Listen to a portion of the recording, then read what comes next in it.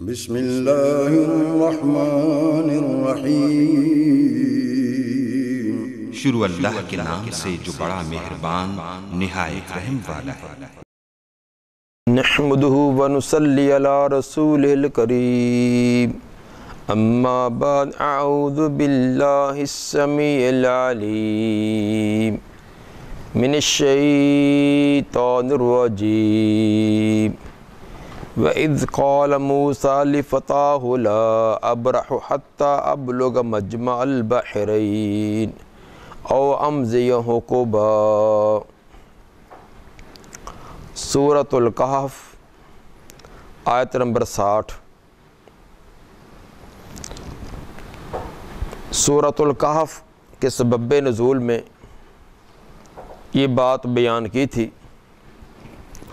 کہ مشرکین نے یہودی علماء سے پوچھ کر جو سوالات کیے تھے، ان سوالات میں سے ایک یہ بھی تھا کہ حضرت موسیٰ علیہ السلام اور خضر علیہ السلام ان کا کیا قصہ اور کیا واقعہ ہے۔ تو اب ان کے دوسرے سوال کا جواب، یعنی حضرت موسیٰ علیہ السلام کا جو سفر کے لیے، علم کا حاصل کرنے کے لیے ایک سفر تھا، اس کا بیان۔ اگرچہ یہ واقعہ ایک مستقل واقعہ ہے، تاہم گزشتہ واقعے کے ساتھ اس کا ایک ربط و تعلق بھی بنتا ہے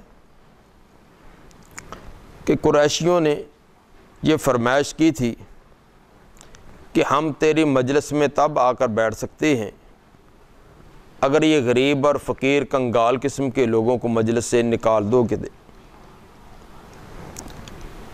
تو ان کو تنبیہ کرتے ہوئے یہ بیان کیا جا رہا ہے کہ علم حاصل کرنے کے لیے اس طرح کی شرطیں لگانا یہ درست نہیں ہے۔ دیکھو سیدنا موسیٰ علیہ السلام، انہوں نے علم حاصل کرنا تھا تو خود حضرت خضر علیہ السلام کے پاس سفر کر کے گئے ہیں، انہوں نے سخت قسم کی شرائط بھی لگائی ہیں، تو چونکہ انہوں نے علم حاصل کرنا تھا، تمام شرائط اگرچہ وہ ان کی طبیعت کے موافق نہ تھیں، وہ بھی قبول کر لی ہیں۔ تو علم حاصل کرنے کے لیے اس طرح کی شرطیں لگانا کہ مجلس سے غریب غربوں کو نکال دو تب آئیں گے، یہ درست نہیں ہے۔ اسی طرح دو بھائیوں کا واقعہ بھی پیچھے بیان کیا، ایک جو دنیا کی ریل پیل میں تھا، دنیا کی چاہت میں تھا، دنیا دار عبد الدینار و عبد الدرہم بنا ہوا تھا، جبکہ دوسرا جو ہے وہ درویش منش آدمی تھا جس کی توجہ ہمیشہ للہیت کی طرف، اللہ کی طرف، تقرب کی طرف ہوتی تھی۔ تو اس سے بھی یہ ثابت ہوا کہ دنیا کا مال، دنیا کی دولت، اس کی کوئی حیثیت نہیں ہے، بلکہ اگر آج ہے تو کل خالی ہاتھ بھی آدمی ہو جاتا ہے۔ حضرت موسیٰ علیہ السلام کا یہ واقعہ تفصیل کے ساتھ صحیح بخاری حدیث نمبر 4725 میں ہے۔ خلاصہ اس کا یہ ہے، ایک دن سیدنا موسیٰ علیہ السلام نے بڑے مجمع کے اندر بڑی فصیح بلیغ انداز کے اندر خطبہ دیا۔ وعظ کے اختتام پر کسی نے سوال کیا کہ آپ سے بڑھ کر بھی کوئی صاحب علم ہے؟ چونکہ حضرت موسیٰ علیہ السلام نے سمجھا کہ میں پیغمبر ہوں اور اللہ نے اولو العزم پیغمبر کا مجھے شرف بخشا ہے، اور پیغمبر سے بڑھ کر کوئی صاحب علم نہیں ہوتا۔ اس چیز کو ذہن میں رکھتے ہوئے انہوں نے کہہ دیا کہ نہیں، سب سے زیادہ علم اللہ نے مجھے دیا ہے۔ لیکن اس کے اندر ایک، اگرچہ موسیٰ علیہ السلام کے ذہن کے اندر کوئی تکبر اور نخوت والی بات نہ تھی، لیکن ایک انداز مناسب نہ تھا کہ اپنے آپ کو سمجھ لینا کہ میں سب سے بڑا عالم ہوں۔ تو اللہ نے فرمایا کہ میرا ایک بندہ، اس کے پاس ایسی چیزوں کا علم ہے جس کا آپ کو علم نہیں۔ چنانچہ حضرت موسیٰ علیہ السلام جب یہ پتہ چلا کہ ایک آدمی کے پاس چند چیزوں کا علم ہے، اب ان کو ایک ہی دھن لگی ہوئی ہے کہ وہ میں کیسے نہ کیسے اس کے پاس پہنچوں اور علم حاصل کروں۔ نہ بیوی بچوں کی فکر ہے، نہ کھانے پینے کی فکر ہے، دن رات ایک ہی سوچ اور فکر ہے کہ میں اس کے پاس پہنچوں اور علم حاصل کروں۔ یہ علم کی لذت اور چاشنی ہوتی ہے، لیکن یہ آتی ہر ایک کو نہیں ہے۔ جس طرح کھانے پینے کے اندر لذتیں ہیں، جسم کی خوراک کے اندر لذت ہے، اس کو حاصل کرنے کے لیے انسان کتنے ویل کرتا ہے، خون پسینے کی کمائی بھی صرف کرتا ہے، قوت بھی صرف کرتا ہے، وقت بھی لگاتا ہے صرف ایک دو ڈشیں تیار کرنے کے لیے۔ اب افطاری کے لیے ہم کتنی کوشش کرتے ہیں، فلاں بھی لائیں، فلاں بھی لائیں، فلاں بھی پکائیں، صرف چند منٹ کے چٹخارے کے لیے۔ لیکن جن کو روحانی غذا آتی ہے، روح کی غذا کی لذت آنی شروع ہو جاتی ہے، پھر ان کے لیے مہینوں کے سفر پیدل طے کرنا بھی کوئی مشکل کام نہیں، راتوں کی راتیں جو ہے بیدار رہنا کوئی مشکل کام نہیں، خون پسینے کی کمائی اور آباء و اجداد سے ملنے والی وراثت بھی سب کے سب وہ خرچ کر دیں تو ان کے لیے یہ کوئی اس قدر مسئلہ نہیں ہے۔ یحییٰ بن معین رحمہ اللہ علم کے لیے انہوں نے گھر کا سارا سامان تک بیچ دیا، گھر کا سارا سامان بیچ دیا، عرصہ دراز تک ننگے پاؤں چلتے رہے، جوتا خریدنے کے لیے پیسے تک نہ تھے، اور انہوں نے 1,50,00,000 جو ہے وہ درہم خرچ کر دیے، 1,50,00,000 جو ہے وہ علم کے لیے خرچ کر دیے، گھر کا ساز و سامان بیچ دیا اور عرصہ دراز تک ننگے پاؤں چلتے رہے۔ دیکھیے تہذیب الاسماء جس کے اندر ان کے حالات بیان کیے ہیں۔ اسی طرح موجم البلدان کے اندر خطیب بغدادی رحمہ اللہ کے بارے میں انہوں نے لکھا کہ 20 کروڑ درہم انہوں نے خرچ کیے، 20 کروڑ۔ ہم تو آج 20 روپے خرچ کر کے کرایہ لگا کر کہیں جانے کے لیے تیار نہیں ہے کہ دینی مجلس ہو تو 20 روپے کا بھی خرچ آئے تو ہمیں وہ بھی برداشت نہیں، بلکہ کوئی فری کے اندر بھی دے ہمیں وہ بھی برداشت نہیں ہے، چونکہ روحانیت مردہ ہو گئی ہے۔ اگر روحانیت بیدار ہو تو ایک ایک لفظ کے لیے ہمارے اندر بھی وہ ذوق اور شوق پیدا ہو جو ہمارے اسلاف کے اندر تھا۔ جابر بن عبداللہ رضی اللہ تعالیٰ عنہ صحابی رسول، وہ ایک حدیث کے لیے ایک مہینے کا سفر طے کر کے ملک شام میں گئے ہیں، اور عبداللہ بن انیس انصاری رضی اللہ تعالیٰ عنہ سے ایک حدیث رسول لے کر آئے۔ صحیح بخاری کے اندر حدیث نمبر 78 سے پہلے، اور اسی طرح مسند احمد حدیث نمبر 16042 کے اندر یہ تفصیلی واقعات جابر بن عبداللہ رضی اللہ تعالیٰ عنہ کو موجود ہے۔ بقی بن مخلد 3 صدی کے جو عظیم محدث ہیں، جنہوں نے 3 بر اعظم انہوں نے سفر طے کیا ہے علم کے حصول کے لیے، اور چند حدیثیں 7 حدیثوں کے سند عالی کرنے کے لیے وہ اندلس سے بغداد کے اندر امام احمد بن حنبل کے پاس آئے ہیں، صرف 7 سندوں کو عالی درجہ کرنے کے لیے۔ یہ علم کی لذت ہے کہ چاشنی ہے۔ موسیٰ علیہ السلام اولو العزم پیغمبر ہیں، سب کچھ چھوڑ دیا ہے صرف علم حاصل کرنے کے لیے۔ چنانچہ یہی ایک عظیم جو ان کا سفر تھا علم کے لیے، اللہ نے قرآن کے اندر اس کو بیان کیا۔ وَإِذْ قَالَ مُوسَىٰ لِفَتَاهُ لَا أَبْرَحُ حَتَّىٰ أَبْلُغَ مَجْمَعَ الْبَحْرَيْنِ أَوْ أَمْضِيَ حُقُبًا۔ یاد کرو ہاں کہ جب کہا تھا موسیٰ علیہ السلام نے، موسیٰ بن عمران جو کہ بنی اسرائیل کے تھے، جب انہوں نے کہا تھا اپنے جوان کو، اپنے ساتھی جوان کو، یوشع بن نون اپنے شاگرد کو، اپنے ساتھی کو کہا لا ابرح، میں تو ہمیشہ رہوں گا، ہمیشہ میں سفر کرتا ہی رہوں گا، چلتا رہوں گا، حتیٰ ابلغ مجمع البحرین، جہاں تک میں پہنچ جاؤں دو دریاؤں کے اکٹھے ہونے کی جگہ، 2 دریاؤں کا یہاں سنگم ہے وہاں تک پہنچ نہ جاؤں، او امضی حقبا، یہ چلتا رہوں گا میں کئی حقبے۔ حقبہ یا حقبہ کی جمع ہے، اور ایک حقبہ 70 سال یا 80 سال کا ہوتا ہے، مطلب اس کے لمبی مدت، مجھے کئی 70 اور کئی 80 سال چلنا پڑے، لمبی مدت طے کرنا پڑے، جب تک مجمع البحرین تک میں نہیں پہنچتا میں نے سفر جاری ہی رکھنا ہے۔ مجمع البحرین 2 دریاؤں کے ملنے کی جگہ، جب حضرت موسیٰ علیہ السلام نے اللہ سے عرض کی کہ یا اللہ وہ آدمی جس کے پاس کچھ ایسی چیزوں کا علم ہے جس کا مجھے نہیں، وہ مجھے کہاں ملے گا؟ تو اللہ تعالیٰ نے بھی یہ نہیں فرما دیا کہ فلاں جگہ بیٹھا ہے جا کر جائیں، بلکہ اللہ نے ایک علامت بیان کر دی کہ مجمع البحرین، دو دریاؤں کے ملنے کی جگہ۔ اور دو دریا جو ہے وہ راستے کی طرح کراسنگ نہیں ہوتی، دو دریا بھی آپس میں ملتے ملتے کئی میلوں کا ان کا آپس کے اندر فاصلہ ہو جاتا ہے، ایسا قریب ہوتے ہوتے کئی میل جگہ بڑھ جاتی ہے۔ تو ثابت یہ کرنا تھا کہ علم حاصل کرنے کے لیے محنت مشقت، اس کے بغیر علم نہیں آتا، ورنہ اللہ تعالیٰ آسانی سے بتلا دیتے کہ فلاں جگہ وہ آدمی ہے، ایک علامت بتلا دی ہے۔ اور ساتھ علامت یہ بھی بتلا دی کہ آپ مچھلی لیں، جس جگہ مچھلی و خرق عادت اسے واقعہ ظاہر ہوگا، اسی جگہ وہ آپ کو آدمی مل جائیں گے۔ چنانچہ اپنے ساتھی کو لے کر، یوشع بن نون کو لے کر چل پڑے کہ ہمیں سال ہا سال سفر طے کرنا پڑے، مجمع البحرین تک پہنچیں گے، وہاں حضرت خضر علیہ السلام کو ملیں گے اور ان سے علم حاصل کریں گے۔ مجمع البحرین کہاں ہے؟ اس کے بارے میں اہل علم کے مختلف اقوال ہیں کہ یہ مجمع البحرین کون سی جگہ تھی۔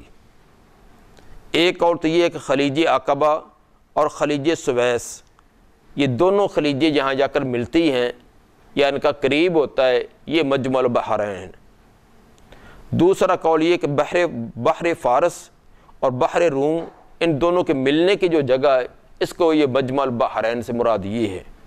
امام قتادہ، امام مجاہد، انہوں نے اسی کو بیان کیا ہے، اور جامع البیان اور امام راضی نے بھی اسی کو ترجیح دی ہے۔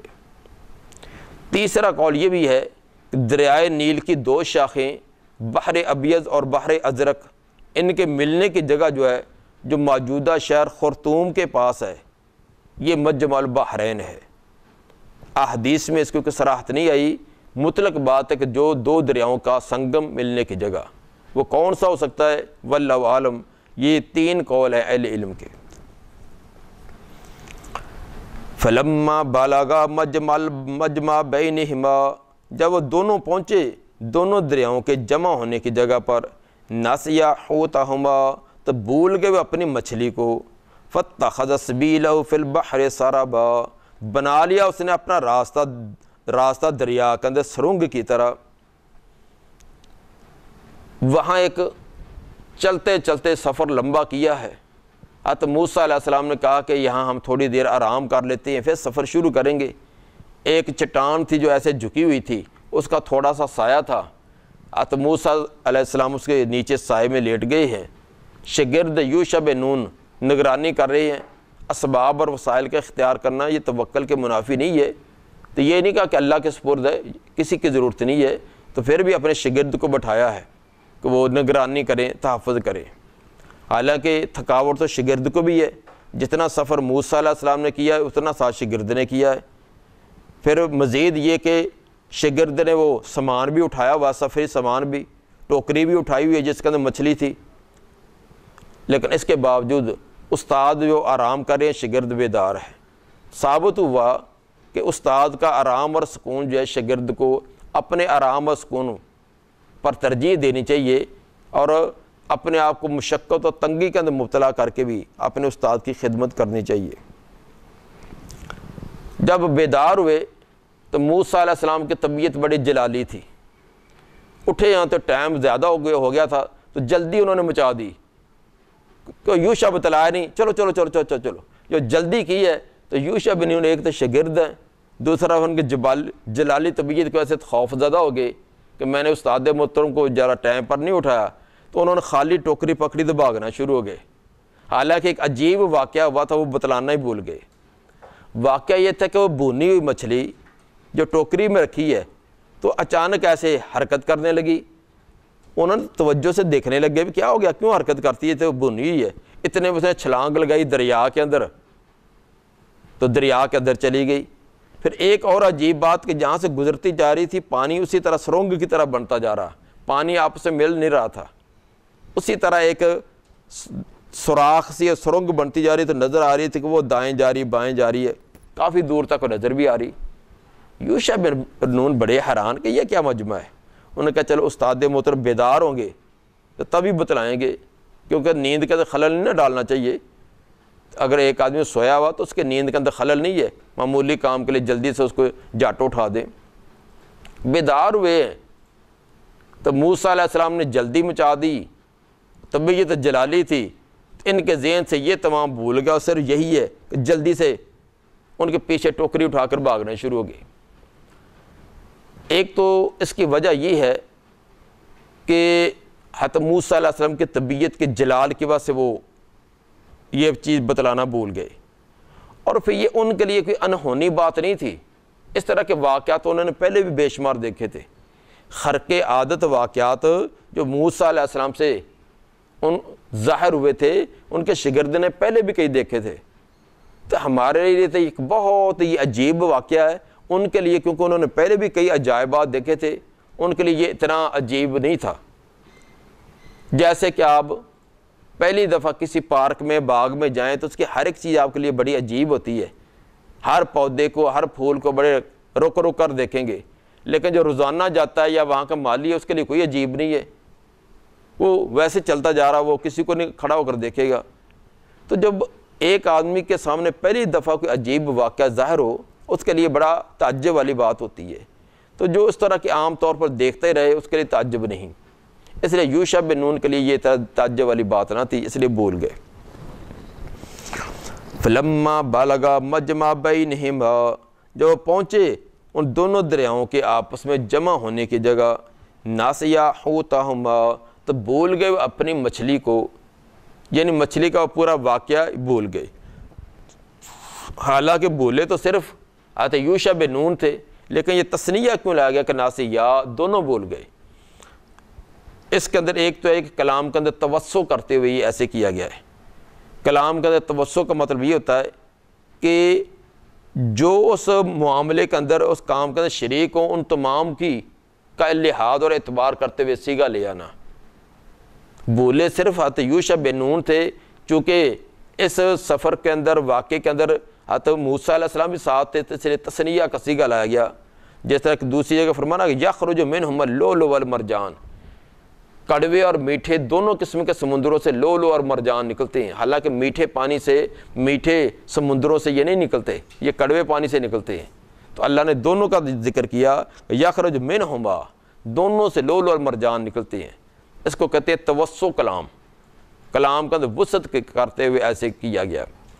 اور ویسے بھی یوشع بن نون بتلانا بھول گئے تو موسیٰ علیہ السلام پوچھنا بھول گئے. تو موسیٰ علیہ السلام کو بھی تو چاہیے تھا نا کہ اٹھتے بیدار ہوتے، پوچھتے کہ کوئی عجیب واقعہ تو پیش نہیں آیا. جس مقصد کے لیے ہم سفر کر رہے ہیں، مچھلی کا کوئی واقعہ ایسا تو نہیں پیش آیا. تو موسیٰ علیہ السلام نے پوچھا نہیں اور وہ بتلانا بھول گئے، اسے نسیان کی نسبت دونوں کی طرف. اس سے یہ بھی ثابت ہوا کہ موسیٰ علیہ السلام پیغمبر ہیں، اولو العزم، اور یوشع بن نون ان کے صحابی ہیں، وہ بھی اولو العزم ہیں، لیکن عالم الغیب دونوں نہیں. اگر عالم الغیب ہوتے تو موسیٰ علیہ السلام و یوشع بن نون بھولتے نہ. جو عالم الغیب ہوتا وہ بھولا نہیں کرتا. فَاتَّخَذَ سَبِيلَهُ فِي الْبَحْرِ سَرَبًا، بنا لیا اس مچھلی نے اپنا راستہ دریا کے اندر سروگ کی طرح. سارابا یہ منصوب بے نظر خافض ہے، اصل میں تھا مثلا سارابن. تو مثل مضاف کو یا حرف جار کو حذف کر کے بعد والے کو نصب دینا، اس کو نحویوں کے نزدیک کہتے ہیں کہ منصوب بنزل خافض. حرف جار کو جار دینے والے کو کھینچ کر نکال کر اس کو نصب دینا. فلما جاوزا، جب دونوں تجاوز کر کے آگے گزر گئے، جو مطلوب جگہ تھی اسے آگے گزرے، قال لفتاہ آتنا غداءنا، کہا موسیٰ علیہ السلام نے اپنے جوان کو کہ لاؤ یار کھانا. غدا کہتے ہیں دوپہر کا کھانا، دوپہر کا کھانا تو یار لاؤ. لقد لقینا من سفرنا ھذا نصبا، تحقیق پہنچی ہمیں اپنے اس سفر سے تھکاوٹ، اس سفر سے یار بڑی تھکاوٹ ہو گئی ہے. نبی صلی اللہ علیہ وآلہ وسلم نے فرمایا کہ جب اصل منظر سے آگے گزرے تھکاوٹ تب ہوئی ہے. صحیح بخاری حدیث نمبر 4725 کہ اصل منزل سے یہاں حضرت خضر علیہ السلام سے ملاقات ہونی تھی، اس سے جب آگے گزرے تھکاوٹ تب ہوئی. اور یہ ایک فطرتی بات بھی ہے کہ منزل مقصود تک انسان کو پہنچتے ہوئے تھکاوٹ اور اکتاہٹ نہیں ہوتی، جب وہ اسے آگے گزرتا ہے تو پھر اس کو بڑی تھکاوٹ اور اکتاہٹ ہوتی ہے۔ اس کا آپ نے کئی بار مشاہدہ کیا ہوگا کہ آپ بھلے 5 گھنٹے 6 گھنٹے کا سفر کر کے ایک جگہ جاتے ہیں تو وہ آپ کو اتنی تھکاوٹ نہیں ہوگی، لیکن جب پتہ چل جائے کہ میں بھول کر کچھ آگے چلا گیا ہوں، سٹاپ پر آپ نہیں اتر سکے، آپ کو کوئی نیند آئی ہوئی تھی یا کوئی اور مشغولیت تھی، تو آپ کی گاڑی جو ہے وہ 2-4 میل آگے چلی جائے، پھر پتہ چلے کہ سٹاپ میرا تو پیچھے گزرا ہے، تو پھر بڑی طبیعت کے اندر اکتاہٹ بے چینی ہو جاتی ہے۔ وہ اتنی 4-5 گھنٹے میں تھکاوٹ نہیں ہوتی جتنی اب وہ 5-10 منٹ کے اندر جو آگے جانے والی میں ہوگی ہے۔ اسی طرح موسیٰ علیہ السلام جب اصل منزل سے آگے گئے تو ان کو تھکاوٹ ہوگی ہے۔ تو وجہ یہ ہے کہ جب منزل متعین ہو تو سفر طے کرنا آسان ہوتا ہے، جب غیر متعین ہو تو اس وقت نہ سفر جلدی طے ہوتا ہے، نہ وہ کام انسان جلدی سے کر سکتا ہے۔ امتحانی کمرے کے اندر آپ 3 گھنٹے میں اتنا لکھ لیتے ہیں کہ آگے پیچھے 3 دنوں میں بھی نہیں لکھ سکتے۔ امتحانی کمرے کے اندر صرف 3 گھنٹے کے اندر آپ اتنا لکھ دیتے ہیں کہ آگے پیچھے اگر 3 دن میں بھی کہا جائے تو آپ شاید نہ لکھ سکیں۔ اس کی کیا وجہ ہے؟ وجہ یہی ہے کہ اب منزل متعین ہوتی ہے، مقصد متعین ہوتا ہے، صرف 3 گھنٹے ہیں اور اتنا کام کرنا ہے۔ اب آپ کی پوری توجہ اسی کی طرف ہوتی ہے۔ تو اگر آپ کو وہی پیپر دے دیا جائے کہ آپ جب مرضی اس کو لکھ کر جمع کرا دیں اوپن یونیورسٹی کی طرح، تو پھر تاریخ گزر جاتی، پھر بھی وہ مکمل نہیں ہوا تھا۔ تو جب انسان اپنا ہدف متعین اور مقرر کر لیتا ہے تو پھر اس کو طے کرنا آسان ہو جاتا ہے۔ فلما جاوزا، جب دونوں تجاوز کر گئے، آگے گزر گئے، قال لفتاہ آتنا غداءنا، کہا اپنے جوان کو کہ لائیے ہمارے پاس دوپہر کا کھانا، کیونکہ موسیٰ علیہ السلام بھی انسان تھے نا، بشر تھے، اگر نوری مخلوق ہوتے تو کھانے کی ضرورت نہیں ہے۔ لقد لقینا من سفرنا ھذا نصبا، تحقیق پہنچا ہے ہمیں اب ہمارے سے سفر سے بڑی تھکاوٹ۔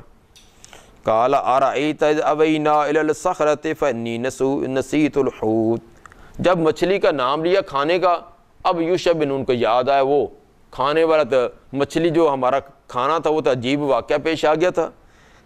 قال ارأیت، کہنے لگے وہ بتلائیے تو صحیح، اذ اوینا الی الصخرہ، جب پناہ لی تھی ہم نے ایک چٹان کی طرف، فانی نسیت الحوت، تو میں بھول گیا مچھلی کا واقعہ، مچھلی والا میں تو واقعی بتلانا بھول گیا۔ وما انسانیہ الا الشیطان، نہیں بلایا مجھے وہ مگر شیطان نے، ان اذکرہ، کہ میں اس کا تذکرہ کروں، یہ مجھے شیطان نے بلا دیا۔ اچھے کام کی نسبت اللہ کی طرف کرنا، برے کام کی طرف نسبت اپنی طرف یا شیطان کی طرف کرنی چاہیے، اگرچہ یاد رکھنا یا بولنا، اچھائی یا نقصان، یہ تمام کا من جانب اللہ ہے، لیکن ادب کا تقاضا یہ ہے کہ اچھی چیز کی نسبت اللہ کی طرف کی جائے، کمزوری والی چیز کی نسبت جو اپنی طرف یا شیطان کی طرف کر دیے۔ وَاتَّخَذَ سَبِيلَهُ فِي الْبَحْرِ عَجَبًا، بنا لیا تھا اس نے اپنا راستہ دریا کے اندر عجیب ہی طرح کا، اس نے تو دریا کے اندر اپنا راستہ ہی عجیب بنا لیا تھا کہ پیچھے سرنگ بنتی گئی اور نظر بھی آ رہی تھی کہ کدھر جا رہی ہے۔ وَمَا أَنْسَانِيهُ، یہ ہا کے اوپر ضمہ ہے، حالانکہ چاہیے یہ تھا کہ یا کے بعد جو ہا آتی ہے اس کے نیچے کسرہ آئے، ہاں آنا چاہیے تھا وما انسانیہ، یا کے بعد جو ہا ہوتی ہے وہ کسرہ والی ہوتی ہے۔ تو یا تو اس کی وجہ یہ ہے، ویسے حفظ کی قرأت کے اندر یہ ضمہ کے ساتھ ہے، اور بعد دیگر قرأتوں قراء کے نزدیک یہ کسرہ کے ساتھ ہے۔ بعد نے نقطہ اس کا یہ بیان کیا کہ جس طرح یہ واقعہ خرق عادت ہے، حضرت موسیٰ علیہ السلام کا واقعہ عام عادت کے سے ہٹ کر ہے، اسی طرح یہاں اعراب بھی عام اصول سے ہٹ کر دیا ہے۔ حضرت موسیٰ علیہ السلام کا سفر کرنا، مچھلی کا بھونی مچھلی کا زندہ ہو جانا، دریا کے اندر سرنگ بنانا، یہ خرق عادت واقعہ ہے۔ تو جب واقعہ خرق عادت تھا تو یہاں اعراب بھی خرق عادت دیا گیا ہے، چاہیے یہ تھا کہ ہا کو کسرہ دیا جائے، لیکن یہاں اس کو ضمہ دیا گیا ہے۔ قال ذلک ما کنا نبغی فرتد علی آثارہم قصصا، کہا موسیٰ علیہ السلام نے ذالک یہی تو تھی، ما وہ چیز، ما الذی کے معنی میں یہی وہ چیز تھی، کنا نبغی جس کو ہم تلاش کر رہے تھے۔ نبغی آنا چاہیے تھا، یا کو حذف کر دیا گیا ہے، لیکن بغیر کسی جازم کے، جزم دینے والی کوئی حالت نہیں ہے، اس کے بغیر بھی اس کو حذف کر دیا گیا ہے، تو یہ تخفیف کے لیے ہے۔ اور پہلی مرتبہ جب قرآن مرتب اور مدون کیا گیا اس وقت ایسے ہی لکھا گیا تھا، فرتدا علی آثارہما، بس لوٹے دونوں اپنے پاؤں کے نشانات دیکھتے ہوئے، قصصا تلاش کرنا، اپنے پاؤں کے نشانات تلاش کرتے ہوئے کہ کہیں ہم اور کہیں نہ نکل جائیں، کیونکہ وہی وہ جگہ تھی کہ جہاں میں مطلوب آدمی ملنا تھا، اپنے پاؤں کے نشانات دیکھتے دیکھتے واپس آ رہے، چونکہ عالم الغیب نہیں تھے نا، اس لیے خطرہ تھا کہ کہیں ہم راستہ بھول کر کسی اور طرف نہ نکل جائیں۔ فوجد عبدا من عبادنا، پایا ان دونوں نے ایک بندہ ہمارے بندوں میں سے، آتینا رحمتا من عندنا، عطا کی تھی ہم نے اس کو رحمت اپنی جناب سے، وعلمنا من لدنا علما، اور عطا کیا تھا ہم نے اس کو اپنی طرف سے خاص علم۔ یہ بندہ کون تھا؟ یہ حضرت خضر علیہ السلام تھے۔ خاضر اور خضر دونوں طرح یہ لفظ ہے، خاضر اور خضر، جس طرح کہ مصباح اللغات والے نے اس کی وضاحت کی ہے۔ تو ان کو کہنے کی، ان کو خضر کیوں کہتے تھے؟ خضر کا معنی سرسبز و شاداب۔ صحیح بخاری حدیث نمبر 3402 3402 کے اندر اس کی سرا وجہ بھی آئی ہے کہ حضرت خضر علیہ السلام ایک بار بالکل صاف جگہ پر بیٹھے جہاں کوئی گھاس وغیرہ سبزہ نہیں تھا، تو جب اٹھے تو وہاں گھاس لہلہانے لگی، اسی لیے ان کا نام ہی خضر بن گیا کہ جو جہاں بیٹھے تھے جب اٹھے ہیں تو وہاں بالکل سبزہ گھاس اور اس طرح کی چیزیں اگی ہوئی تھیں۔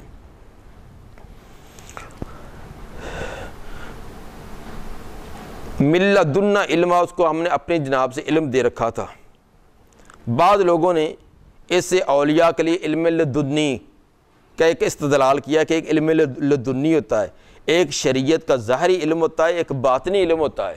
عام لوگ جو ظاہری شریعت کے پابند ہے، لیکن جو صوفیہ کرام اور اولیاء کرام ہوتے ہیں نا، وہ ظاہری شریعت کے پابند نہیں، وہ باطنی شریعت کے پابند ہوتے ہیں۔ اور اس طرح کر کے پھر بہت سارے جو شریعت سے ثابت شدہ کام ہیں ان کا خلاف بھی اولیاء کے لیے اس کا جواز بیان کر دیا۔ یہ تمام چیز باطل ہے، اس کا کوئی ثبوت نہیں۔ امتی تمام کی تمام پابند ہے شریعت کے۔ پیغمبر کے لیے تو ہو سکتا ہے کیونکہ پیغمبر پر وحی آتی ہے، ظاہری قانون اور اصول کے خلاف اگر کوئی کام کر دے اس کی استثناء ہو سکتی ہے، جس طرح کہ حضرت خضر علیہ السلام نے ظاہر کے خلاف کیا ہے۔ پیغمبر کے علاوہ کوئی آدمی کہے کہ مجھے الہام ہوا ہے، مجھے کشف آیا ہوا ہے، مجھے کوئی آواز آئی ہے کہ یہ کام ایسے کر، یہ تمام باطل اور جھوٹ ہوگا۔ کتنی بھی ولایت کے اعلیٰ درجے کو پہنچے وہ شریعت کے احکام کا پابند ہے۔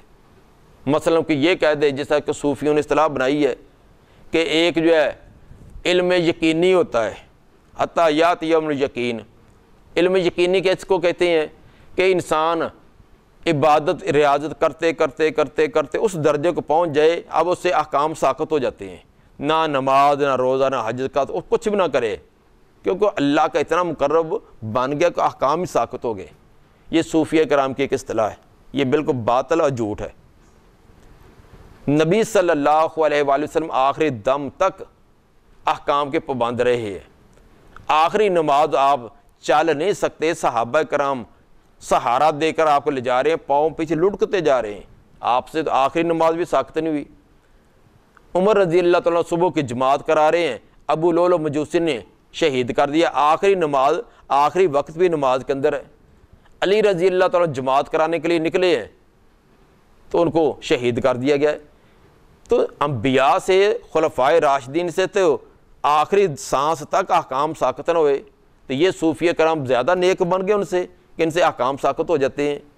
یہ تمام شیطانی وسواس ہیں اور غلط سوچ اور فکر ہے۔ علم لدنی اگر اس کا یہ معنی ہے کہ اللہ کسی کی نیکی تقوی اللہ کی طرف رجوع اللہ کی وجہ سے اللہ کو اس کے دل میں چیز القاء کر دیتا ہے، کوئی مسئلہ پوچھا اس کے پہلے ذہن میں نہیں تھا، فوراً اللہ نے ذہن میں ڈال دیا، اس کا انکار نہیں ہے۔ لیکن علم لدنی کا یہ مفہوم لینا کہ وہ شریعت کے ظاہر کے پابند نہیں ہے، مثلا بعض صوفیہ کے بارے میں مشہور ہے کہ وہ جی نماز جو نا وہ عشاء کی نماز یہاں نہیں پڑھتے، کہاں پڑھتے ہیں جی؟ عشاء کی نماز پڑھتی ہیں وہ بیت اللہ میں، صبح کی پڑھتے ہیں مسجد نبوی میں، لیکن ہوتے 2000 5000 دور میل بیٹھے ہوئے، لیکن صبح کی نماز عشاء کی نماز انہوں نے بیت اللہ میں جا کر پڑھنی ہے، پڑھ کر پھر آ بھی جاتے ہیں۔ یہ کہاں کا تک بنتا جی؟ فلاں جو بیٹھے بیٹھے جو نا فلاں جگہ بھی چل جاتے ہیں، میں جی جنت سے ہو کر آیا ہوں، میں فلاں جگہ سے ہو کر آیا ہوں، یہ تمام جھوٹ ہے۔ تو کتنا بھی کوئی نیک ہے، نماز ہے، روزہ ہے، حج ہے، زکوٰۃ ہے، باقی شریعت کے احکام کا پابند ہے، اگر یہ دعویٰ کرے اب مجھ سے یہ احکام ساقط ہو گئے، یہ عامی لوگوں کے لیے ہوتے ہیں، خواص کے لیے نہیں ہوتے، یہ باطل ہوگا۔ آتینہ رحمۃ من عندنا، قرآن کے اندر جہاں بھی یہ انداز اپنایا گیا نا کہ اللہ نے فرمایا کہ ہم نے رحمت اپنی طرف سے دی تھی، اس سے مراد جمہور کے نزدیک نبوت ہے، جیسے کہ آگے ہم بات کریں گے کہ تو خضر علیہ السلام امتی تھے یا پیغمبر تھے، وہاں بات آئے گی۔ تو بہرحال یہ انداز قرآن کا کئی جگہ آیا، یہاں سے نبوت مراد ہوتی ہے۔ وَعَلَّمْنَا مِن لَّدُنَّا عِلْمًا، اور عطا کیا تھا ہم نے اس کو اپنی طرف سے علم۔ قَالَ لَهُ مُوسَىٰ، کہا ان کو موسیٰ علیہ السلام نے، هَلْ أَتَّبِعُكَ عَلَىٰ أَن تُعَلِّمَنِ مِمَّا عُلِّمْتَ رُشْدًا، کیا جناب میں آپ کی پیروی کر سکتا ہوں، آپ کے ساتھ رہ سکتا ہوں اس شرط پر کہ آپ مجھے سکھلائیں، مِمَّا عُلِّمْتَ رُشْدًا، جو آپ کو ہدایت اور رشد کی باتیں سکھلائی گئی ہیں آپ مجھے بھی سکھلا دیں۔ رشدہ یا رشدہ یہ دونوں طرح، را کا ضمہ بھی اور فتح بھی دونوں کراتے ہیں۔ جناب مجھے بھی آپ اپنے ساتھ رکھیں، جو اللہ نے خاص آپ کو علوم دیے ان میں سے مجھے بھی کچھ سکھلا دیں۔ قال انک لن تستطیع معی صبرا، کہا اس نے کہ بے شک آپ نہیں طاقت رکھتے میرے ساتھ صبر کرنے کی، جناب آپ میرے ساتھ رہ نہیں سکتے، آپ جذباتی آدمی ہیں، برداشت کر نہیں سکیں گے، میں نے کوئی ایسے کام کر دیں ہیں تو آپ جاٹوں کا سوال کر دیں گے، اس لیے ہم تیری اور میری طبیعت نہیں ملتی، اس لیے مہربانی کریں کہ آپ نا میرے پاس داخلہ نہ ہی لیں۔ وَكَيْفَ تَصْبِرُ عَلَىٰ مَا لَمْ تُحِطْ بِهِ خُبْرًا، کیسے آپ صبر کریں گے اس چیز پر جس کا نہیں احاطہ کیا آپ نے خبر کے اعتبار سے، جس چیز کا آپ کو علم نہیں ہے تو آپ کیسے صبر کریں گے؟ اس لیے آپ نے صبر نہیں کرنا، اس لیے آپ میرے ساتھ نہیں رہ سکتے۔ چونکہ موسیٰ علیہ السلام علم کوئی بڑے شائق تھے، انہوں نے کہا کہ جناب جو شرط بھی لگائیں بندے کو قبول ہے، آپ میں برداشت کروں گا۔ ستاجدونی انشاء اللہ صابرا، کہا موسیٰ علیہ السلام نے عنقریب آپ پائیں گے مجھ کو اگر اللہ نے چاہا تو بڑا ہی صبر کرنے والا، میں اپنے آپ پر بڑا ضبط کر کے بھی صبر کروں گا۔ ولا اعصی لک امرا، اور نہیں میں نافرمانی کروں گا آپ کی کسی حکم میں بھی، کسی بات کے اندر میں جو بھی شرطیں طے ہو جائیں گی میں ان کا خلاف نہیں کروں گا۔ ثابت یہ ہوا کہ استاد کسی طرح کے بھی شاگرد کو علم دینے کے لیے شرطیں لگا دے تو اس کو قبول کرنا چاہیے۔ کوئی ادارے میں آپ داخلہ لیتے ہیں تو ادارے والے وہ داخلہ فارم پر شرطیں لکھی ہے کہ آپ نے فلاں فلاں فلاں کام کرنا ہوگا، اگر شریعت کی نصوص کے خلاف نہیں ہے تو پھر اس کی پابندی کرنا، اور اگر آپ نے وہ تسلیم کر لی شرطیں، مثلا یہ وردی آپ نے پہننی ہے، اس وقت آنا ہے، اس وقت جانا ہے، کسی پارٹی کے ساتھ تعلق نہیں رکھنا، نہ سیاسی نہ کہ مذہبی، فلاں فلاں کام نہیں کرنا، موبائل اپنے پاس نہیں رکھنا، آپ نے سائن کر دیے تو اب بعد کے اندر آپ پابند ہے۔ المسلمون علی شروطہم، مسلمان اپنی شرطوں کے پابند ہوتے ہیں۔ آپ داخلہ لینے کے بعد کہیں کہ یہ کہاں حدیث میں آتا ہے کہ فلاں نہیں کرنا، کہاں آتا ہے کہ سفید وردی پہن کر آئیں، کہاں آتا ہے کہ فلاں، تو یہ بعد میں یہ درست نہیں ہے، پہلے آپ کو بتا دیا گیا تھا کہ یہ ہماری شرطیں ہیں، فلاں وقت آنا ہے، فلاں وقت جانا ہے، صرف مہینے بعد آپ کو چھٹی ملے گی، یہ کتابیں آپ نے پڑھنی ہے، اتنی فیس، اتنا جرمانہ، اگر غیر حاضری کریں گے قبول کر لی ہے تو وہ دینی پڑیں گی۔ پھر اس کو شریعت کے اندر درمیان کے اندر آڑ بنا کر کہنا ہے کہ کہاں یہ حدیث میں آتا ہے، یہ درست نہیں ہے۔ حضرت موسیٰ علیہ السلام نے یہ نہیں کہا تھا جی یہ کون سا علم حاصل کرنے کے لیے سوال تو پہلی چیز ہے کہ وہ علم کیسے آئے گا جو بغیر سوال کے؟ شاگرد کا سب سے بنیادی حق یہ ہے کہ وہ سوال کرے، جو چیز سمجھ نہیں آئی وہ پوچھے، لیکن اس کے باوجود موسیٰ علیہ السلام نے یہ کڑوی شرط بھی قبول کر لی ہے۔ قال ستجدونی ان شاء اللہ صابرا، کہا کہ ان قریب پائیں گے مجھے اگر اللہ نے چاہا تو صبر کرنے والے۔ البتہ ایسے کام پر انشاءاللہ کہہ دینی چاہیے تاکہ اگر کوئی تھوڑی بہت کمی بیشی ہے تو اس کے اندر وعدے کا خلاف نہ آئے۔ ولا اعصی لک امرا، اور نہیں نافرمانی کروں گا میں آپ کے حکم کی۔ قال فإن اتبعتنی، اس نے کہا اچھا اگر آپ میری پیروی کرنا چاہتے ہیں فلا تسألنی عن شیء، نہ سوال کرنا مجھ سے کسی چیز کے بارے میں، حتی احدث لک منہ ذکرا، یہاں تک کہ بیان کروں میں تیرے لیے اس کا ذکر۔ اچھا میں بیان کروں اس کی کیفیت تو ٹھیک ہے، تو نے سوال نہ کرنا ہوگا۔ انہوں نے کہا ٹھیک ہے جی بالکل۔ طے ہو گیا، سفر شروع ہو گیا۔ فانطلقا، دونوں چل پڑے، حضرت موسیٰ علیہ السلام اور خضر علیہ السلام۔ باقی یوشع بن نون کدھر گئے ہیں؟ یا تو وہ بھی ساتھ ہیں، اصل تو وہ تھے کہ خادم کی حیثیت سے، تو خادم کا تذکرہ نہیں کیا، یا یہ بھی ہو سکتا ہے کہ حضرت یوشع بن نون تو موسیٰ علیہ السلام کو منزل مقصود تک پہنچانے کے لیے ساتھ تھے نا، جب وہاں پہنچ گئے انہوں نے کہا چلے بھی آپ گھر میں جا کر باقی اپنے کام کاج کریں، باقی پڑھنے پڑھانے کا کام کریں، ہم اپنے کسی سفری مہم پر جا رہے ہیں۔ فانطلقا، دونوں چل پڑے، حتی اذا راکبا فی السفینہ، یہاں تک جب سوار ہوئے دونوں ایک کشتی میں، خارا کہا تو خضر علیہ السلام نے اس کو توڑ دیا، اس کا تختہ اکھاڑ دیا۔ قال اخرقتھا لتغرق اہلھا، کہا موسیٰ علیہ السلام نے کیا آپ نے اس کشتی کا تختہ توڑ دیا ہے تاکہ ڈوب جائیں اس کے رہنے والے، جو کشتی کے اندر لوگ بیٹھے ہیں وہ ڈوب جائیں؟ عجیب ہی بات ہے۔ لقد جئت شیئا امرا، تحقیق آپ آئے ہیں ایک عجیب معاملے کو، آپ نے بہت بڑا ہی کام کر دیا۔ پہلی بات یہ کہ انہوں نے ہمارے ساتھ اتنا اچھا سلوک کیا، بغیر کرائے کہ انہوں نے ہمیں کشتی میں سوار کر لیا ہے، بڑی عزت احترام کے ساتھ ہمیں فرنٹ سیٹ پر بٹھایا ہے، بڑی عزت احترام کیا، تو ہم نے اس کو یہ صلہ دیا، پھر انہوں کا کوئی قصور نہیں ہے، تو یہ آپ نے کیا کر دیا؟ اچھا میں نے آدمی تلاش کیا ہے کہ ایسے ہی لوگوں کا نقصان کرے۔ قال الم اقل، انہوں نے کیا میں نے کہا نہیں تھا انک لن تستطیع معی صبرا، آپ نہیں طاقت رکھیں گے میرے ساتھ صبر کرنے کی؟ انہوں نے کہا حضرت صاحب میں داخلے کے وقت ہی کہہ دیا تھا کہ یہ جذباتی آدمی ہوتا نا وہ اپنے جذبات سے بے قابو ہی رہتا ہے۔ جذباتی طبیعت کوئی اچھی طبیعت نہیں ہے، حوصلہ، صبر و تحمل، برداشت، یہ بہت اچھی خوبی ہے۔ تو جو معمولی سی بات کو سنتے ہی وہ لال پیلا ہو جائے، یہ اچھی طبیعت نہیں ہے۔ ایک جگہ میں نے پڑھا، ایک جگہ کتابوں کا بہت بڑا ایک میلہ لگا ہوا تھا، تو انہوں نے ایک انگلش کے اندر الفاظ لکھے ہوئے تھے، وہ بہت اچھا جملہ تھا۔ مطلب اس کا یہ تھا کہ ماچس کی جو تیلی ہوتی ہے اس کا بھی سار ہوتا ہے، انسان کا بھی سار ہے، لیکن انسان کے سار کے اندر دماغ ہے، اس لیے رگڑ کھانے سے یہ جلدی سے بڑھتا نہیں ہے، لیکن جو ماچس کی تیلی ہے اس کا سار تو ہے لیکن اس کا دماغ نہیں ہے، معمولی رگڑ کھانے سے بڑھ اٹھتی ہے۔ تو جو معمولی رگڑ سے بڑھ اٹھے وہ انسان نہیں، وہ ماچس کی تیلی ہے، تو جو رگڑ کھانے سے برداشت کر لے وہ انسان ہے۔ تو اس لیے برداشت کر لینا یہ بہت، اگر اوے برداشت کر لیں گے تو تھپڑ سے بچ جائیں گے، اگر اوے برداشت نہیں تو تھپڑ برداشت کرنا پڑے گا۔ یہ ایک بار نہیں، میں نے بیسیوں میں نے بھی دیکھے ہیں۔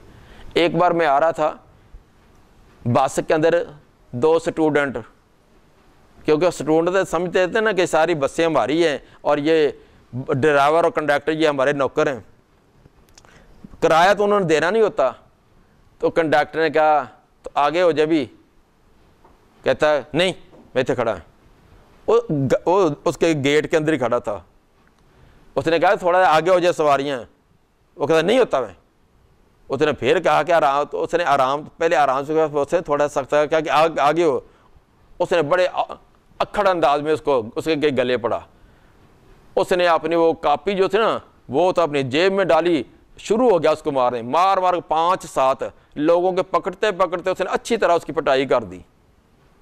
جب پٹائی کر دی ہے نا اس نے سمجھا پتہ نہیں میں کیا ہوں، ایک تھا وہ بھی ڈرتا، اب ایک سائڈ پر ہو گیا، اب اس کا لال سرخ منہ ہوا ہے تو ناک سے پانی بہہ رہا ہے، تو دوسری طرح بھیگی بلی کی طرح کھڑا ہے، آگے سٹاپ آیا، سٹاپ پتہ نہیں اس کا آگے ہوگا، وہیں بیچارہ اتر گیا۔ میں کہا ہوں سیٹ ہوا ہے، اگر پہلے برداشت کر لیا تو اچھا نہیں تھا، تو یہ قدرت کا ایک اصول ہے، کوئی اوئے کہے برداشت کر لو، کوئی بات نہیں ہے۔ اگر کہے نا کوئی کہے اوئے تو کہے تو کون ہوتا ہے، تو پھر آگے سے تھپڑے پڑیں گے۔ تو اس لیے ہماری قوم کا یہ عادت ہے کہ اوئے برداشت کرنے والے نہیں ہے۔ تو بہرحال بات یہ تھی کہ جذباتی طبیعت رکھنا یہ کوئی اچھی بات نہیں، اچھی خوبی نہیں ہے۔ تحمل، اللہ تعالیٰ اتنی عظیم ذات ہے، وہ بھی اس کی صفت تحمل ہے۔ قال الم اقل انک لن تستطیع معی صبرا، کیا میں نے کہا نہیں تھا کہ بے شک آپ نہیں طاقت رکھیں گے میرے ساتھ صبر کرنے کی۔ قال لا تؤاخذنی بما نسیت، کہا موسیٰ علیہ السلام نے نا مواخذہ کرنا میرا جو میں بھول گیا۔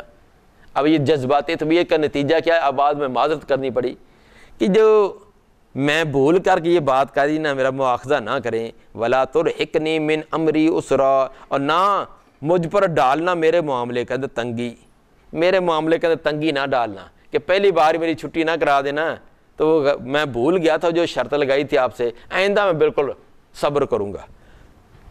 انہوں نے کہا چلو ٹھیک ہے، آئندہ بہرحال خیال کرنا ہے۔ فن تعالیٰ کا دونوں چل پڑے، حتیٰ اذا لقیا غلاما، یہاں تک کہ جب وہ ملے ایک غلام کو، غلام بچہ جو بلوغت کو نہ پہنچا ہو، چھوٹا بچہ اس کے پاس پہنچے، فقاتلہ، تحت خضر علیہ السلام نے اس کو قتل کر دیا۔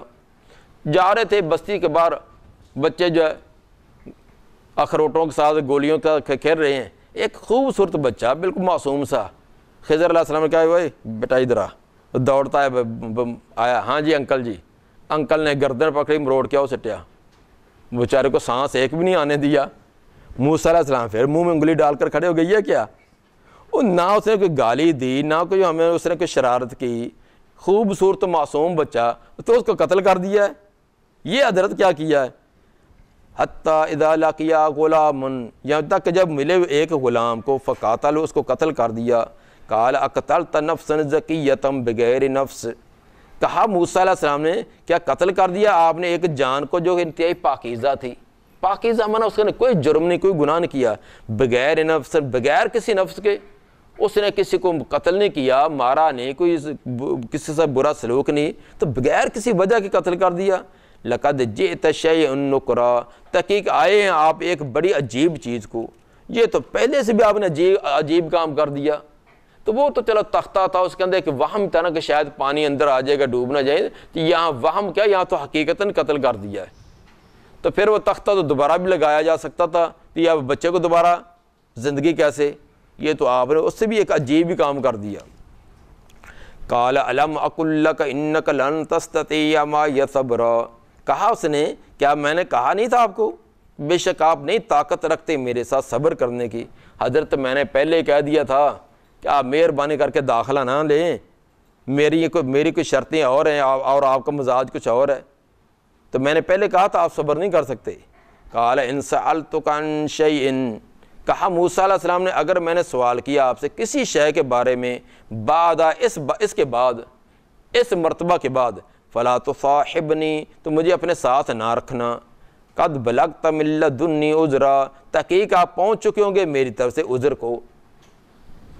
چانس دینا چاہیے، ایک آدھی مرتبہ انسان سے نسیان غلطی ہو جاتی ہے، تو پہلی مرتبہ تو میں بھول کر ہو گیا تھا، دوسری بھی ہوگی، ایک چانس اور سے یہ بھی ثابت ہوا کہ شاگرد کو کئی 2 چانس 3 چانس دینے چاہیے، پہلی غلطی پر ہی اس کی چھٹی نہیں کرا دینی چاہیے، بلکہ غلطی انسان سے ہو جاتی ہے، 1 بار دے موقع دیں، 2 بار دیں، 3 بار دیں، تو جب 2-3 مرتبہ بار بار کرتا ہے اس کا مطلب کہ یہ اس کی عادت بن گئی ہے۔ طلاق کا بھی تو یہی ہے نا کہ پہلی طلاق دے دی ہے پھر صلح ہو سکتی ہے، دوسری کے بعد بھی، تیسری کے بعد نہیں ہے، کیونکہ اب یہ ان دونوں خامد بیوی کی طبیعتیں ایسی بن چکی کہ آپس کے اندر ان کا نباہ نہیں ہو سکتا۔ ان سألتک عن شیء بعدها، اگر میں نے سوال کیا کسی شے کا بھی، بعدها حاضمی جائے گی، حاضر المرہ، اس مرتبہ کے بعد، فلا تصاحبنی، تو نہ مجھے ساتھی رکھنا، قد بلغت من لدنی عذرا، تحقیق پہنچ چکے ہوں گے آپ میری طرف سے عذر کو۔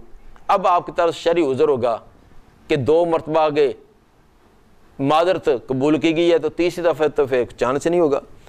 چنانچہ چل پڑے، فانطلقا، چلے وہ دونوں، حتی اذا اتیا اہل قریۃ، یہاں تک کہ آئے دونوں ایک بستی کے پاس، چلتے چلتے ایک بستی کے پاس گزرے، استطعما اہلہا طعام طلب کیا، کھانا طلب کیا اس بستی والوں سے، کہا جی ہم مسافر آدمی ہیں، اجنبی آدمی ہیں، تو صرف کہ کھانے پینے کے لیے ہمارا تعاون کرو۔ فَأَبَوْا أَن يُضَيِّفُوهُمَا، تو انہوں نے انکار کر دیا کہ ان کی ضیافت کریں، انہوں نے مہمان نوازی کرنے سے انکار کر دیا۔ ان کے ہمارے یہاں رواج نہیں ہے کھانے دینے کا، اپنا پیٹ بڑی مشکل سے پالتے ہیں، ہمارے پاس کوئی کھانا شانا نہیں ہے۔ فَوَجَدَ فِيهَا جِدَارًا، انہوں نے پایا اس بستی کے اندر ایک دیوار، یُرِیدُ أَن يَنْقَضَّ، وہ گرنا ہی چاہتی تھی، ٹیڑھی ہوئی کھڑی تھی، عین گرنے کے قریب تھی، ارادہ کر رہی تھی، یعنی قریب تھی وہ، یہ کوئی وہ گر پڑے۔ فَأَقَامَهُ، تو خضر علیہ السلام نے اس کو سیدھا کر دیا۔ صحیح بخاری کا حدیث میں 3402 میں ہے کہ خضر علیہ السلام نے اس کو ہاتھ لگایا تو معجزانہ طور پر سیدھی ہوگی۔ قَالَ لَوْ شِئْتَ لَاتَّخَذْتَ عَلَيْهِ أَجْرًا، کہا موسیٰ علیہ السلام نے اگر آپ چاہتے تو لے لیتے اس پر کوئی مزدوری۔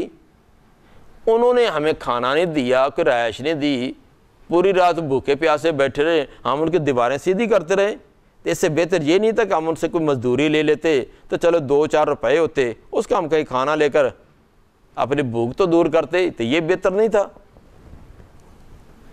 قَالَ لَوْ شِئْتَ لَاتَّخَذْتَ عَلَيْهِ أَجْرًا، اگر آپ چاہتے تو لے لیتے اس کے اوپر مزدوری۔ قَالَ هَذَا فِرَاقُ بَيْنِي وَبَيْنِكَ، کہا خضر علیہ السلام نے یہ وقت ہے جدائی کا میرے اور تیرے درمیان۔ ہاذا وقت و فراق، وقت مضاف یا محذوف ہوگا، یہ وقت ہے میرے اور تیرے درمیان جدائی کا، بس تیسرا چانس ہو گیا، اب آپ میرے ساتھ نہیں رہ سکتے۔ تو ثابت ہوا کہ اگر کوئی شاگرد یا ملازم شرطیں پوری نہ کرے تو اس کو جواب دے دینا، یہ اس پر کوئی ظلم نہیں ہوگا۔ آپ نے طے کیا ہے فلاں فلاں شرطیں رکھا ہے، کوئی اپنا شاگرد رکھا ہے وہ شرطیں طے نہیں کرتا، وہ اس کی چھٹی کرا دیں گے تو یہ کہ ظلم نہیں ہوگا۔ قال هذا فراق بینی و بینک سأنبئک بتأویل ما لم تستطع علیہ صبرا، ان قریب میں خبر دوں گا تجھ کو انجام کی ان چیزوں کے جن پر نہیں طاقت رکھ سکے آپ صبر کرنے کی۔ اچھا اب آپ اس سے جدائی تو ہوگی ہے، آپ پوری زندگی ذہن کے اندر یہی رکھیں کہ اچھے ایک خضر کے پاس گئے تھے، عجیب اس کی زندگی ہے، میرے بارے میں طرح طرح کے آپ ذہن کا خلش رکھیں، میں اس کی صراحت کر دوں تاکہ آپ کا ذہن میرے بارے میں کلیئر ہو جائے، صاف ہو جائے۔ وہ جو 3 واقعے ہوئے نا، اب میں ان کی حقیقت تمہیں بتلا دیتا ہوں، میں بتلاتا ہوں تم کو تفصیل اور وضاحت اس کی کہ نہیں طاقت رکھی آپ نے اس پر صبر کرنے کی۔ اچھا پہلا واقعہ ترتیب سے ہم شروع کر دیں، پہلا کشتی والا، پہلے وہ سنیں۔ اما السفینۃ فکانت للمساکین، رہی وہ کشتی وہ تھی مسکین لوگوں کی، یعملون فی البحر، جو کام کرتے تھے دریا میں، محنت مزدوری کرتے تھے دریا میں، فاردت ان اعیبها، میں نے ارادہ کیا اس کو عیبدار بنا دوں، وکان وراءہم مالک، اور تھا اس کے دوسری طرف اس کی اگلی طرف جو ایک بادشاہ آیا کھڑا تھا، یاخذ کل سفینۃ غصبا، جو لے رہا تھا ہر کشتی غصب کرتے ہوئے۔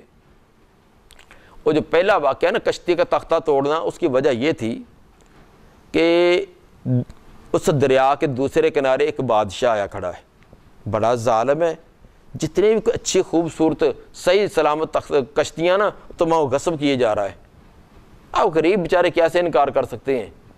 تو میں نے سمجھا کہ یہ غریب آدمی ہیں، یہی ان کا روزگار کا ایک ذریعہ ہے، اگر یہ بھی غصب کر لیتے یہ بیچارے بڑی تنگی آئے گی، تو میں نے اس کے اندر تختہ توڑ دیا کہ جب وہ دیکھے گا نا یہ ٹوٹی سی ہے تو اس کو کیا لے جانا، یہ تو پہلے ڈوبنے والی ہے، تو اس کو چھوڑ دے گا، تو تختہ یہ ایک ہے نا وہ بعد میں پھر لگا لیں گے، اکھاڑ کر یا تو ہم وہی رکھ دیا تو پھر جوڑ لیں گے یا کہ اور تختہ لگا لیں گے، ایک معمولی نقصان تو برداشت ہو جائے گا، بڑا نقصان تو نہیں ہے نا۔ اس سے یہ بھی ثابت ہوا کہ بڑے نقصان سے بچاتے ہوئے چھوٹا نقصان اگر اس کا ارتکاب کر بھی لیا جائے تو اس کا جواز ہے، کسی کو بڑے نقصان سے بچاتے ہوئے۔ بہرحال یہ تھی وجہ۔ اس سے یہ بھی ثابت ہوا کہ کشتی والے جو مالک تھے ان کے پاس کشتی ہے، حالانکہ کشتی کتنی قیمتی چیز ہوتی ہے، کام بھی کر رہے ہیں لیکن پھر اس کے باوجود اس کو ان کو مسکین کہا گیا ہے۔ تو مسکین وہ نہیں ہوتا جس کے پاس کچھ بھی نہیں ہے، مسکین وہ ہوتا ہے کہ جس کا ذرائع آمدن کم ہو، اخراجات زیادہ ہوں۔ ایک آدمی کے پاس گاڑی ہے، گاڑی کرائے پر چلاتا ہے تو اس کی وہ 7-8 بچے ہیں، بوڑھے والدین ہیں، خود آئیں، تو اب وہ گاڑی کا جو ہے یومیہ بڑی مشکل سے اس کا تیل شیل کا نکال کر 500 روپیہ اس کی بچت ہوتی ہے، تب بیچارہ 500 کا کیا کرے گا؟ تو ایسا آدمی اگرچہ صحت مند بھی ہے، اس کا رکشہ بھی اس کا اپنا ہے، فلاں بھی ہے، لیکن اس کے باوجود مسکین ہے تو اس کو صدقہ خیرات زکوٰۃ دی جا سکتی ہے۔ اما السفینۃ فکانت لمساکین، کشتی جو مسکین لوگوں کی تھی، یعملون فی البحر، جو عمل کرتے تھے، کام کرتے تھے سمندر میں، دریا میں، فاردت ان اعیبھا، میں نے ارادہ کیا کہ میں اس کو عیبدار کر دوں، وکان وراءہم ملک، وراء کا لفظ یہ ازداد میں سے ہے، اس کا معنی اگلی طرف یا پچھلی طرف دونوں ہی ہوتا ہے، لیکن ابن عباس رضی اللہ تعالیٰ فرماتے ہیں کہ اس جگہ اس کا معنی امام کا ہے، اگلی طرف کا ہے، جیسے صحیح بخاری کی حدیث میں 4726 کے اندر ابن عباس رضی اللہ عنہ کا قول ہے، یاخذ کل سفینۃ غصبا، پکڑ رہا تھا ہر کشتی کو غصب کرتے ہوئے، وَأَمَّا الْغُلَامُ فَكَانَ أَبَوَاهُ مُؤْمِنَيْنِ، لیکن اب دوسری بات، دوسرا واقعہ وہ بچے والا، بچے کو قتل کرنا، وَأَمَّا الْغُلَامُ، رہی بات وہ غلام والی، فَكَانَ أَبَوَاهُ مُؤْمِنَيْنِ، اس کے والدین جو بڑے مومن نیک آدمی تھے، فَخَشِينَا أَن يُرْهِقَهُمَا طُغْيَانًا وَكُفْرًا، ہم ڈرے یہ کہ وہ واقع کر دے ان کو سرکشی اور کفر میں۔ اس کی وجہ یہ ہے کہ وہ جو بچے ہیں نا، وہ بچہ جو اس کے والدین بڑے نیک تھے، اس بچے نے بڑا ہو کر بڑا باغی سرکش چور یا ڈکیٹ بننا تھا، جس کی وجہ سے والدین کو بڑی پریشانی ہونی تھی، ہر دوسرے دن ان کو جیل میں اس نے پہنچانا تھا، ہر ایک کی طرف سے ان پر الزام آنے تھے، تو اس لیے ہم نے بچے کو قتل کر دیا، نہ رہے بانس نہ بجے بانسری، تاکہ والدین کو اللہ اس کی جگہ اور نیک صالح بچہ دے دے گا، یہ تھی وجہ۔ فَأَرَدْنَا أَن يُبْدِلَهُمَا رَبُّهُمَا خَيْرٌ مِّنْهُ، ہم نے ارادہ کیا کہ بدلے میں دے دے ان دونوں کو ان کا رب بہتر اس سے، زکاتاً، جو کہ پاکیزگی میں ان سے زیادہ ہو، نیکی تقوی میں اس سے زیادہ ہو، وَأَقْرَبَ رُحْمًا، اور زیادہ قریب و شفقت کرنے کے اعتبار سے، اپنے والدین کے ساتھ شفقت اور محبت کرنے والا زیادہ ہو، ایسا بچہ ان کو عطا کر دے۔ والدین کی نیکی اور اخلاق حسنہ کے ثمرات اولاد تک بھی پہنچتے ہیں۔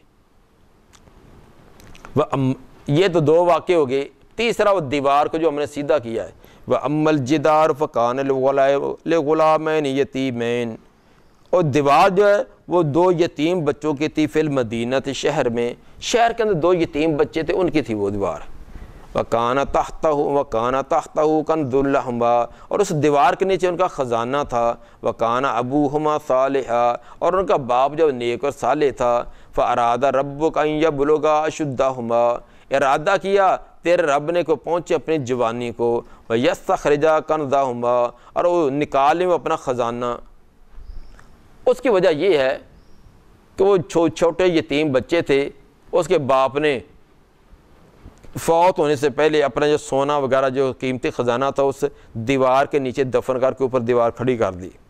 اس کو پتہ تھا کہ اگر میں فوت ہو گیا، بچے چھوٹے چھوٹے ہیں، لوگ دائیں بائیں تمام لوٹ کر لے جائیں گے، تو اس نے نیچے رکھ دیا کہ یہ بچے بڑے ہوں گے تو اس وقت دیوار جو 4 5 7 سال میں گرے گی، گرنے کے بعد یہ دوبارہ تعمیر کرنے کے لیے کھودیں گے تو نیچے سے سب وہ تمام چیزیں نکل آئیں گی تو لے لیں گے، لیکن بچے ابھی شعور کی عمر کو نہیں پہنچے، دیوار پہلے گرنے کے قریب ہو گئی تھی، تو میں نے سیدھا کر دیا کہ مزید 2 3 سال کھڑی رہے تاکہ بچے شعور کی عمر کو پہنچ جائیں، اس وقت گرے، اس وقت یہ اپنا خزانہ نکالے۔ رحمت من ربک، یہ تمام تیرے رب کی رحمت ہے، یہ جو کچھ میں نے کیا تھا یہ اللہ کی مہربانی، وما فعلتہ عن امری، نہیں کیا میں نے یہ اپنی مرضی سے، یہ میں نے اپنی مرضی سے نہیں کیا۔ ذالک تعویل ما لم تستطع علیہ صبرا، یہ ہے تفسیر اور وضاحت جس پر آپ نے صبر کرنے کی طاقت نہیں رکھی۔ حضرت خضر کون تھے؟ اس کے بارے میں 3 قول ہیں۔ ایک قول تو یہ ہے کہ حضرت خضر علیہ السلام یہ فرشتے تھے جو انسانی شکل میں تھے۔ ایک بعض کا تو یہ نظریہ، جیسے تفسیر القرآن والے نے بھی یہ بات کہہ دی کہ یہ انسان فرشتے تھے لیکن انسانی شکل میں تھے، اور ایک یہ لیکن یہ بات درست نہیں ہے کیونکہ فرشتے کھاتے پیتے نہیں ہیں، لیکن خضر علیہ السلام جو ہے وہ تو بستی والوں سے کھانا مانگ رہے ہیں، بھی کھانا دو ہمیں، دوسرا یہ کہ یہ ولی تھے، نبی نہیں بلکہ یہ ولی ہے، لیکن یہ بات بھی اتنی کبھی معلوم نہیں ہوتی کیونکہ انہوں نے کوئی ایسے کام کیے تو جو ظاہر شریعت کے خلاف ہے، تو الہام کی وجہ سے کوئی ایسا کام شریعت کے منافی کرنا یہ جائز نہیں ہے۔ مثلا ایک بچے کو قتل کر دیا ہے، ایک جو کسی کا وہ کشتی کو توڑ دیا ہے، تو یہ صرف الہام کی وجہ سے ایسے نہیں کیا جا سکتا۔ ہاں وحی کی وجہ سے تو یہ کیا جا سکتا ہے، وحی یقینی ہوتی ہے، الہام کا کوئی حتمی چیز نہیں ہوتی۔ تیسرا قول یہ کہ یہ نبی تھے، اور صحیح اور راجبہ یہی ہے، کیونکہ ایک تو اللہ نے فرمایا کہ آتینا رحمۃ من عندنا، آیت نمبر 65 میں فرمایا کہ ہم نے اس کو اپنی طرف سے رحمت عطا کی تھی، تو رحمت سے مراد یہاں نبوت ہے۔ قرآن کا یہ لفظ کئی جگہ نبوت کے لیے آیا، جیسے سورہ دخان کی آیت نمبر 5 اور 6 میں، اور سورہ زخرف کی آیت نمبر 31 اور 32 میں، اور سورہ قصص کی آیت نمبر 86 میں، ان تمام جگہ یہ لفظ جو ہے آتینا رحمت من عندنا، ہم نے اپنی طرف سے رحمت دی، اس سے مراد نبوت آیا ہے۔ اور دوسرا لفظ کہ اس واقعے کے آخر میں فرمایا کہ وما فعلت عن امری، میں نے اپنی مرضی سے یہ کام نہیں کیے، تو یہ ثابت ہوا کہ نبی تھے، اللہ کی طرف سے ان پر یہ وحی آئی تھی جس کے ذریعے انہوں نے یہ کام کیے تھے۔ اور تیسری بات جو تدبر القرآن والے نے لکھی ہے وہ بھی بات اچھی ہے کہ ایک نبی جو ہے کہ امتی کے پاس علم حاصل کرنے کے لیے جائے تو یہ مناسب نہیں ہے کہ نبی جو امتی کے پاس، ہاں نبی کے پاس تو جا سکتا ہے، نبی امتی کے پاس جائے تو یہ درست نہیں ہے۔ ایک عام طور پر سوال کیا جاتا ہے حضرت خضر علیہ السلام کے بارے میں کہ وہ ابھی بھی زندہ ہیں یا وہ وفات پا گئے ہیں۔ ہمیشہ کے لیے ان کی حیات کہ وہ زندہ رہیں، اس وقت سے لے کر ہمیشہ تک وہ زندہ ہیں، یہ اس کی کوئی دلیل نہیں پائی جاتی، اس کی کوئی دلیل نہیں ہے کہ وہ ان کے اندر حیات، ان کے اندر زندگی ہے، کیونکہ اس بارے میں جتنی بھی روایات ہیں وہ ضعیف اور موضوع ہیں۔ ان کی حیات کے بارے میں جو روایات وہ ضعیف اور موضوع ہیں، البتہ وفات پر کئی دلیلیں پائی جاتی ہیں، جس طرح کہ قرآن میں ہے سورہ انبیاء کے آیت نمبر 34 میں وَمَا جَعَلْنَا لِبَشَرٍ مِّن قَبْلِكَ الْخُلْدَ، آپ سے پہلے کسی انسان کے لیے ہم نے ہمیشگی نہیں کی۔ تو یہ دلیل ہے کہ کسی انسان کے لیے یہ نص ہے کہ کسی انسان کے لیے ہمیشگی نہیں ہے، اور اس کی استثناء کے لیے کوئی الگ دلیل ہونی چاہیے۔ دوسرا یہ کہ اللہ نے تمام انبیاء سے عالم ارواح کے اندر یہ وعدہ لیا تھا کہ اگر تمہاری موجودگی میں میرا آخری پیغمبر آ جائے لَتُؤْمِنُنَّ بِهِ وَلَتَنْصُرُنَّ، کہ تم نے ضرور اس پر ایمان لانا ہوگا اور ضرور اس کی مدد کرنی ہوگی۔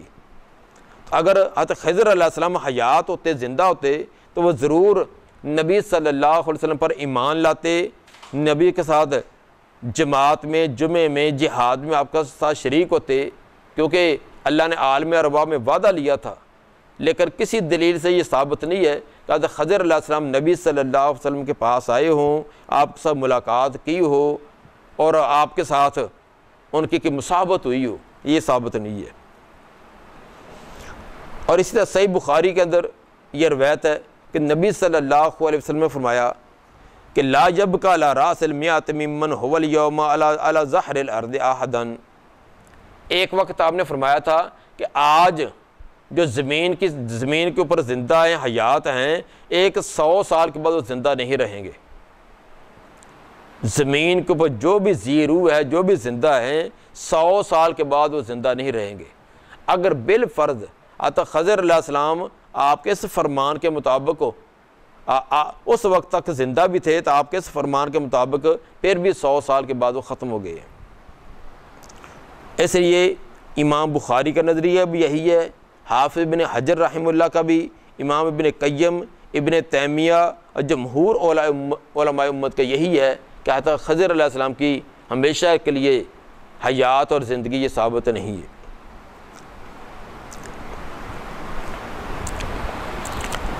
وَيَسْأَلُونَكَ عَنْ ذِي الْقَرْنَيْنِ قُلْ سَأَتْلُو عَلَيْكُم مِّنْهُ ذِكْرًا، اس صورت کے اندر، سورۃ الکہف کے اندر تیسرا ایک اہم جو واقعہ ہے وہ ذوالقرنین کے بارے میں ہے۔ ذوالقرنین، ایک تو یہ وَيَسْأَلُونَ کا واو عطف کے ساتھ یہ واقعہ شروع کیا ہے، تو اس واو کا تقاضا ہے کہ پیچھے والے واقعے کے ساتھ اس کا ربط و تعلق ہے، گویا کہ حضرت موسیٰ علیہ السلام کا جو پیچھے واقعہ بیان ہوا ہے، اس واقعے کا اس واقعے پر عطف کیا جا رہا ہے۔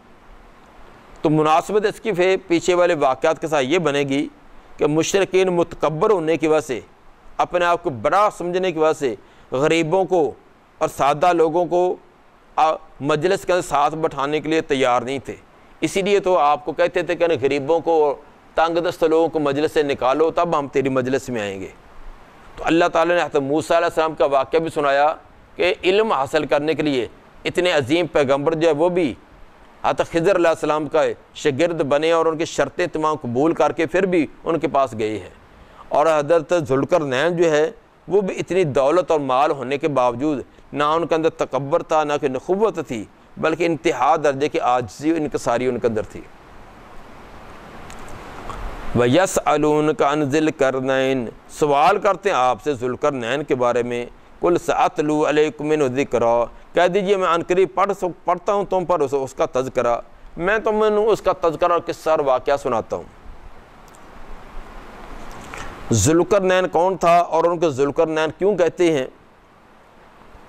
قرآن میں ان کا وقت اور ان کا علاقہ یہ متعین نہیں ہے، نہ حدیث میں نہ قرآن میں۔ وہ کس علاقے کے تھے اور کس دور کے ہیں، کتاب و سنت اس بارے میں خاموش ہیں۔ البتہ بعض مفسرین کے ان کے بارے میں آراء ہیں۔ ان میں سے ایک رائے تو یہ ہے کہ یونانی سائرس اعظم جو ہے وہی ذوالقرنین تھا، جس کو عبرانی زبان کے اندر خورس کہا جاتا تھا۔ عبرانی زبان کے اندر خورس کہا گیا، عربی زبان کے اندر اسی کو ذوالقرنین کہا گیا۔ اور یہ 549 قبل میلادی، حضرت عیسیٰ علیہ السلام کی پیدائش سے 549 سال پہلے کا یہ آدمی گزرا ہے۔ یہ نظریہ ہے مودودی صاحب کا بھی، ابو الکلام کا بھی، اور اطلس القرآن والے نے بھی اس بات کی طرح اشارہ کیا ہے، اطلس القرآن صفحہ 228۔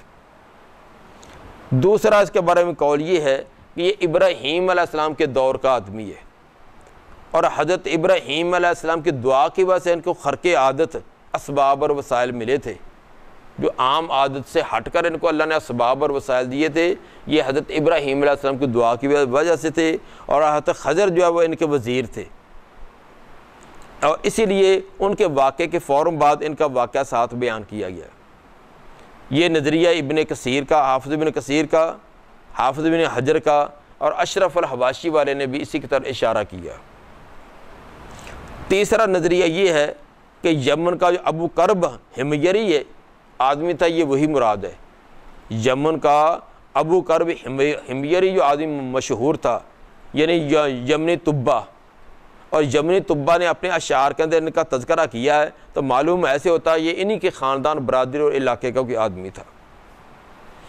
یہ 3 نظریے ہیں، لیکن حتمی طور پر کسی ایک کو ترجیح نہیں دی جا سکتی۔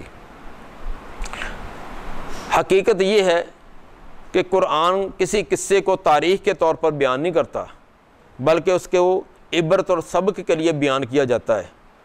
تو قرآن کے بیان کے مطابق ذوالقرنین توحید پرست آدمی تھا، نیک اور صالح انسان تھا، جس نے مشرق مغرب شمال جنوب تک دین الہی کو غالب کرنے کے لیے پوری کوششیں کی، اور اپنے متاحت علاقے جو ہے ان کے اندر امن و امان قائم کیا، اور دشمن سے تحفظ کے لیے انہوں نے عمدہ قسم کی تدابیر کی۔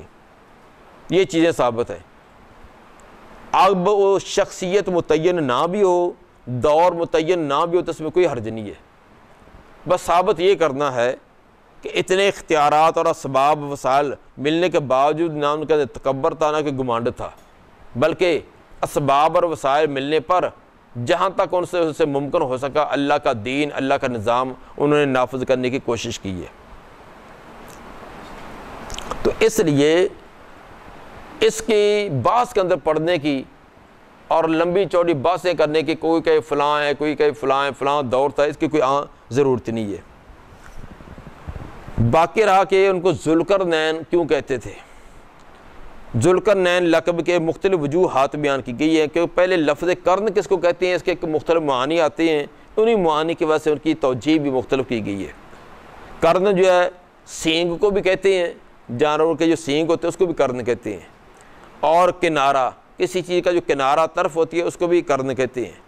ادھر بالوں کی مینڈیاں، جو عورت بالوں کی مینڈیاں کرتی ہے اس کو بھی کرن کہتے ہیں. تو یہ کرن کا لفظ مختلف معانی کے لیے آتا ہے، اس لیے اس کے مختلف توجیحات اہل علم نے بیان کی. مثلا ایک تو یہ بیان کی گئی ہے کہ ذوالقرنین کا معنی 2 سینگوں والا، یہ ایک شجاعت کی طرف اشارہ ہے. جس جانور کے دونوں سینگ بڑے صحت مند تندرست ہو تو وہ بڑا بہادر سمجھا جاتا ہے، اور لڑائی وغیرہ میں اپنے دشمن کا مقابلہ کرنے کے اندر بڑا قوی اور غالب سمجھا جاتا ہے. تو ذوالقرنین بھی ان کی یہی ایک شناخت تھی کہ یہ اپنے دشمن پر غلبہ پانے والا اور بڑی قوت و طاقت والا ہے. یہ ایک عرب محاورے کے طور پر یہ ایک ان کا نام رکھا گیا ہے. دوسری توجہ یہ بیان کی کہ انہوں نے اپنے سر کا جو تاج تھا، تو بعض لوگ جو نا وہ ایک کلگی سی بنا لیتے ہیں، جیسے مرغ کے سر پر کلگی ہوتی ہے، عام بادشاہ جو نا وہ بناتے تھے، لیکن انہوں نے اس کی بجائے اسے ہٹ کر 2 سینگ بنائے ہوئے تھے. اپنے تاج کے اوپر 2 سینگ بنائے ہوئے تھے، یہ سبق دینے کے لیے کہ میرے ساتھ کہ متھا نہ لگائے، میں تو وہ ہوں کہ جو 2 سینگوں والا ہوں، مار مار کے اس کا دھون نکال دوں گا. گویا کہ انہوں نے یہ کہ اپنی علامت ایسے مقرر کی تھی جیسا کیونکہ اپنے جھنڈے پر، اپنے بیز پر کوئی تلوار ہے، کوئی گن ہے، کوئی اس طرح کی کوئی چیز کی علامت بنا لیتا ہے. تیسری وجہ یہ بھی تھے کہ انہوں نے مشرق اور مغرب کے دونوں کناروں تک سفر کیا تھا. اگر ان کی حکومت جو انہوں نے علاقے فتح کیے تھے ان کا نقشہ بنایا جائے کاغذ پر یا زمین پر، تو 2 سینگوں کی طرح بنتا تھا کہ ایک یہ علاقہ دور جا رہا ہے، دوسرا یہ علاقہ. تو جس طرح مینڈے کے 2 سینگ ہوتی ہیں، ان کی حکومت کا نقشہ اگر بنایا جائے تو اس طرح کا بنتا تھا، اس لیے ان کو ذوالقرنین کہا گیا. اور ایک وجہ یہ بھی بیان کی کہ انہوں نے جو زلفیں رکھی ہوئی تھی، دونوں زلفوں کی وہ لٹیں بنا لیتے تھے. جیسے عورتیں لٹیں بناتی ہیں، وہ بھی اپنے زلفوں کو کھلا چھوڑنے کے بجائے لٹیں ان کی بنا لیتے تھے، اس لیے ان کو ذوالقرنین کہا گیا. یہ تمام کی تم توجیحات الگ بھی ہو سکتی ہیں، تمام یک بار کی بھی ہو سکتی ہیں.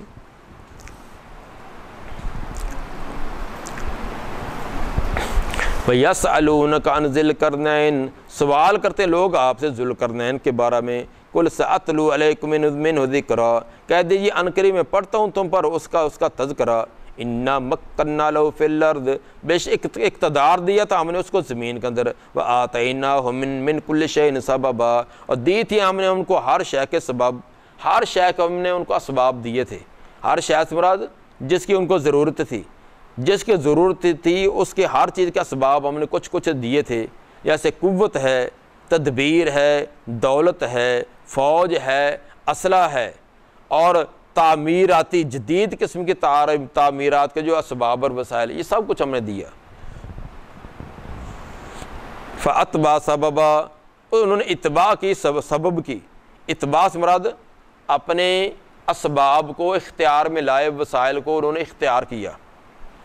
پہلی مہم انہوں نے مغرب کی طرف کی ہے، مغربی سفر کیا، مغربی طرف کیے گئے. حتیٰ اذا بالغ مغرب الشمس، یہاں تک جب پایا انہوں نے سورج کے غروب ہونے کی جگہ. سفر کرتے گئے سورج کے غروب ہونے کی جگہ پہنچ گئے. مراد سے ایشیائی کوچک کی آخری حد ہے، ایشیائی کوچک کی آخری حد تک پہنچ گئے.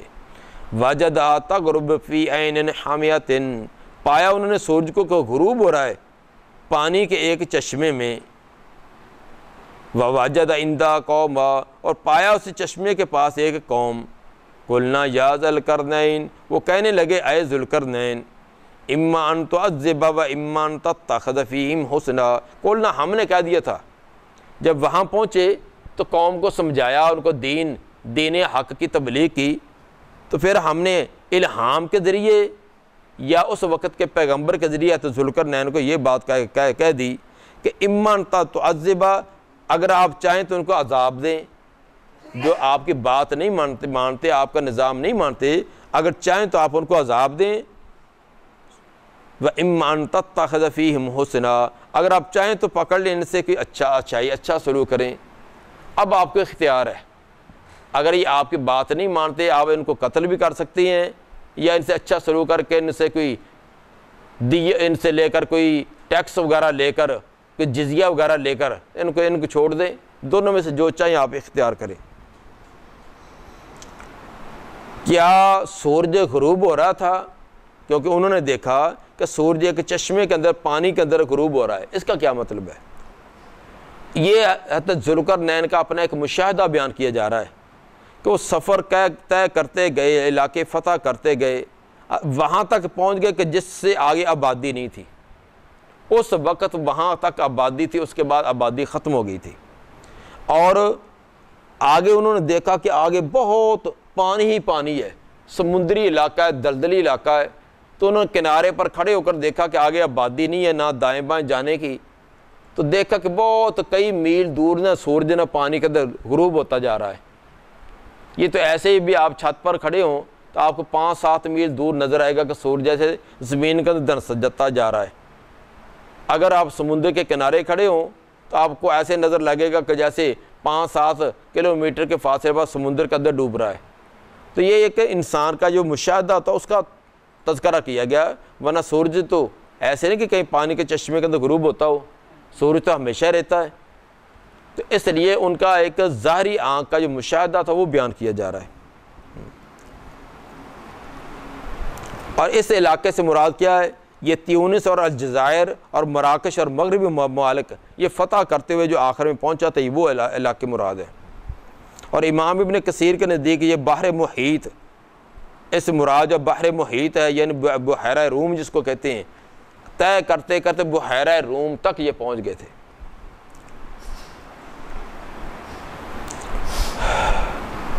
قال اما من ظالم فسوف نعذبه ثم يرد الى ربه، کہا انہوں نے کہ جس نے ظلم کیا تو بس عنقریب ہم آپ اس کو عذاب دیں گے، پھر وہ لٹایا جائے گا اپنے رب کی طرف، فَيُعَذِّبُ عَذَابًا نُكْرًا، تو اس کو عذاب دے گا، عذاب بڑا شدید قسم کا۔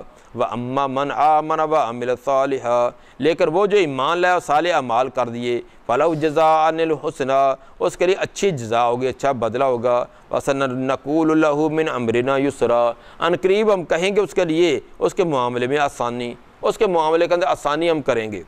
ثُمَّ أَتْبَعَ سَبَبًا، یہ تو پہلی مہم ہوگی، اب دوسری مہم انہوں نے شروع کی ہے مشرق کی طرف، دوسرا سفر مشرق کی طرف کیا۔ ثُمَّ أَتْبَعَ سَبَبًا، پھر اس نے اپنے اسباب کو بروئے کار لائے، اپنے اسباب کو استعمال کیا۔ حتیٰ اذا بلغ مطلع الشمس، یہاں تک کہ جب پہنچ گئے سورج کے طلوع ہونے کی جگہ۔ اس سے بھی وہی مانا کہ آبادی کی اس انتہا کو پہنچ گئے کہ اس کے آگے آبادی ممکن نہ تھی اور نہ جانا ممکن تھا۔ تو وہاں کچھ لوگ پائے، وہ بالکل جانگلی قسم کے لوگ جنہوں کو مکان بنانے کا بھی کوئی طریقہ نہیں آتا تھا، کوئی اور بھی نہیں۔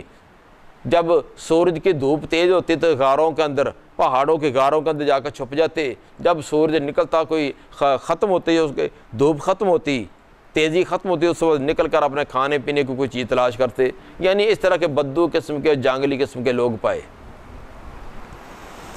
حتیٰ اذا بلغ مطلع الشمس، یہاں تک جب پہنچ گئے سورج کے طلوع ہونے کی جگہ، وجدہا تطلع علی قوم، پایا سورج کو طلوع ہو رہا ہے ایک قوم پر، لم نجعل لہم من دونہا سترا، نہیں بنایا تھا ہم نے ان کے لیے اس کے آگے کوئی پردہ۔ ان لوگوں کے درمیان اور سورج کے درمیان کوئی رکاوٹ، کوئی پردہ نہیں تھا، نہ کوئی خیمہ، نہ کوئی مکان، نہ کوئی اور چیز تھی، ڈائریکٹ براہ راست اس کی شعاعیں اور دھوپ ان پر آتی تھی۔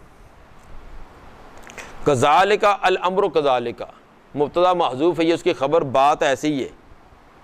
یہ جو ہم واقع بیان کر رہے ہیں نا کہ جیسے مغرب کی طرح انتہا کو پہنچے تھے، اس طرح مشرقی کی طرف، تو جیسے انہوں نے مغرب والے لوگوں کے ساتھ اچھا سلوک کیا تھا، اس طرح مغرب والوں کے ساتھ بھی انہوں نے کہ ظلم و ستم نہیں کیا۔ ہاں البتہ جو ان کے نظام کو، قانون کا انکار کرنے والا تھا وہ تو پھر سزا کا مستحق بننا ہی تھا۔ الامر کذالک کا معاملہ ایسی تھا، ٹھیک ٹھیک ہم بیان کر رہے ہیں، جیسے جیسے ان کی واقعہ اور داستان اور ہسٹری ہے ہم اسی طرح سنا رہے ہیں۔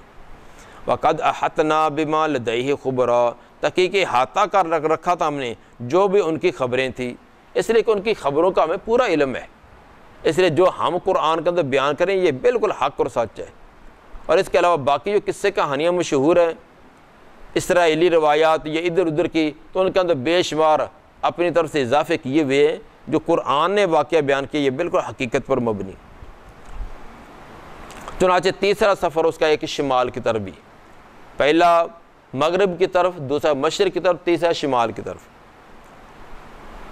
تیسرے سفر کی سمت کون سی تھی قرآن نے اس کی وضاحت نہیں کی، وہ کس طرف تھی، شمال تھی یا جنوب تھی، اس کے پوشیدہ رکھنے میں اللہ کی حکمت ہے، کیونکہ پہلے دو کا تذکرہ کر دیا، اس کا تذکرہ نہیں کیا۔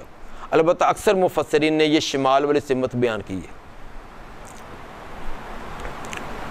ثم اتبع سببا، پھر پیروی کی اس نے اسباب کی، اپنے اسباب کو پھر استعمال کیا، حتی اذا بالغ بین سدین، یہاں تک جب پہنچ کے دو پہاڑوں کے درمیانی علاقہ میں، وجد من دونہما قوما، پایا ان دونوں کے آگے ایک قوم کو، لا یکادون یفقہون قولا، نہیں تھے قریب کو سمجھے کوئی بات، وہ کوئی بات سمجھنے کے قریب نہیں تھے۔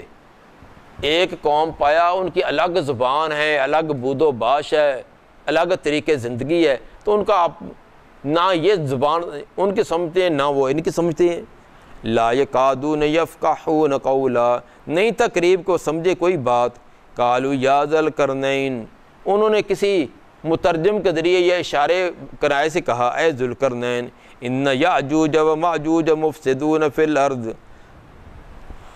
بے شک یاجوج ماجوج فساد مچاتے ہیں زمین میں، فہل نجعل لک خرجا، کیا بنائیں ہم آپ کے لیے کوئی چندہ، ہم آپ کے لیے کوئی چندہ اکٹھا کریں، الا ان تجعل بیننا و بینہم سدا، اس شرط پر کہ تو بنائے ہمارے اور ان کے درمیان کوئی دیوار، کوئی رکاوٹ پیدا کر دے۔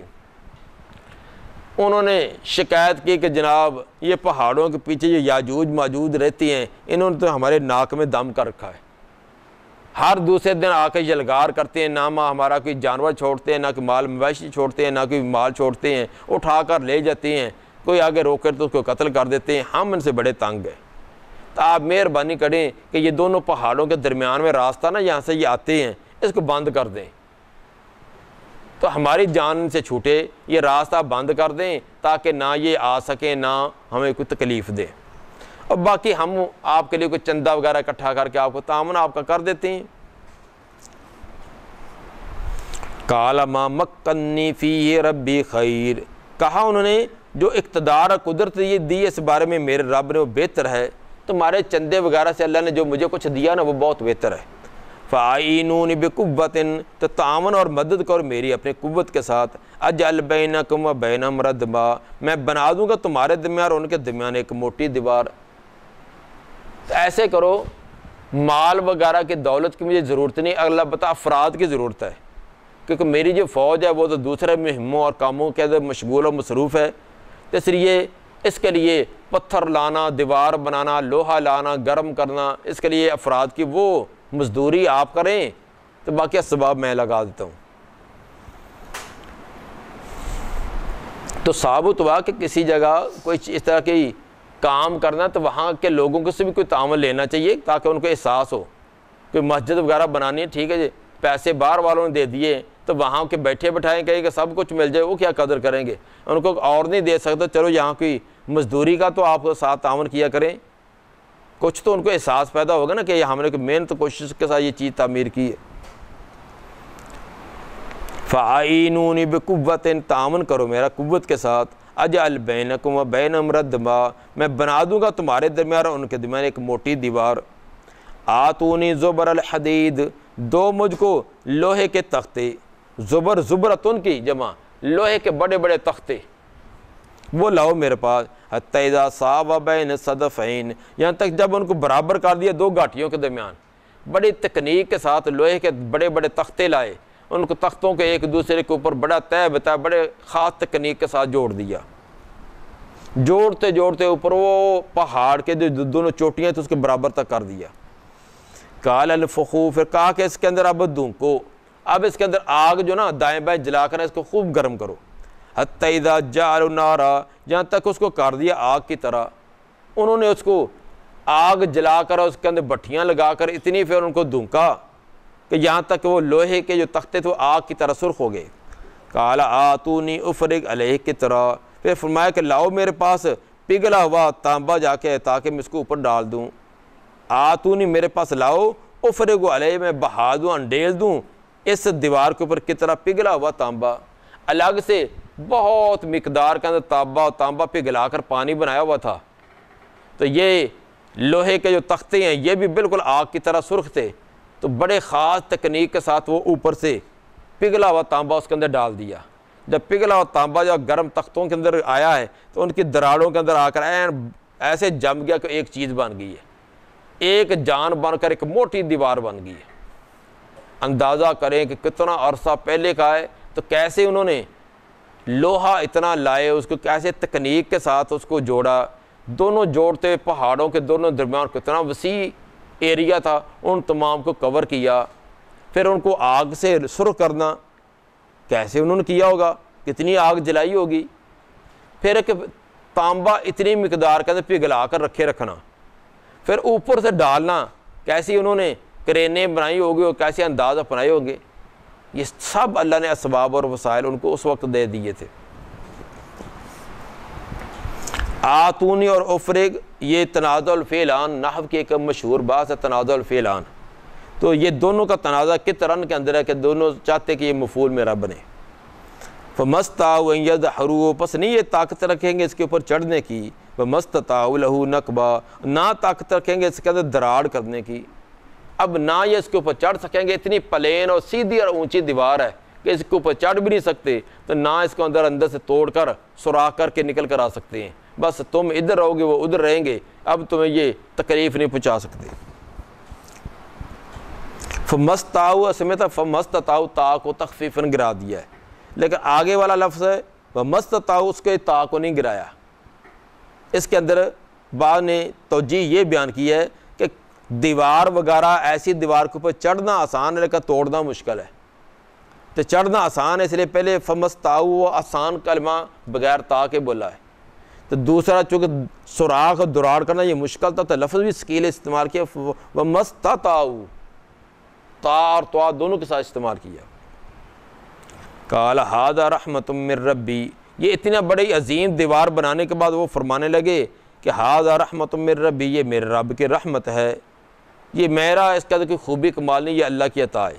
فَإِذَا جَاءَ وَعْدُ رَبِّي جَعَلَهُ دَكًّا دَكًّا، جب آ جائے گا میرے رب کا وعدہ تو کر دے گا اس کو ریزہ ریزہ۔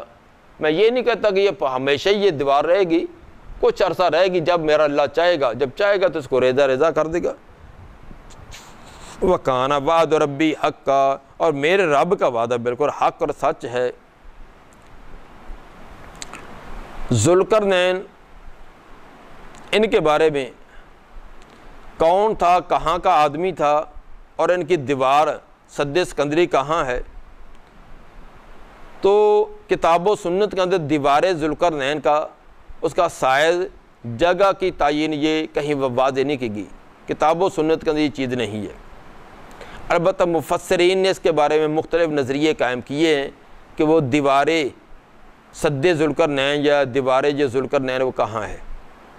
اس کے اندر ایک نظریہ تو یہ ہے کہ اس سے مراد دیوار چین ہے، دیوار چین کو وہ سد ذوالقرنین کہتے ہیں، جس کی لمبائی 1200 سے لے کر 1500 میل تک ہے، 1200 میل سے لے کر 1500 میل تک ہے۔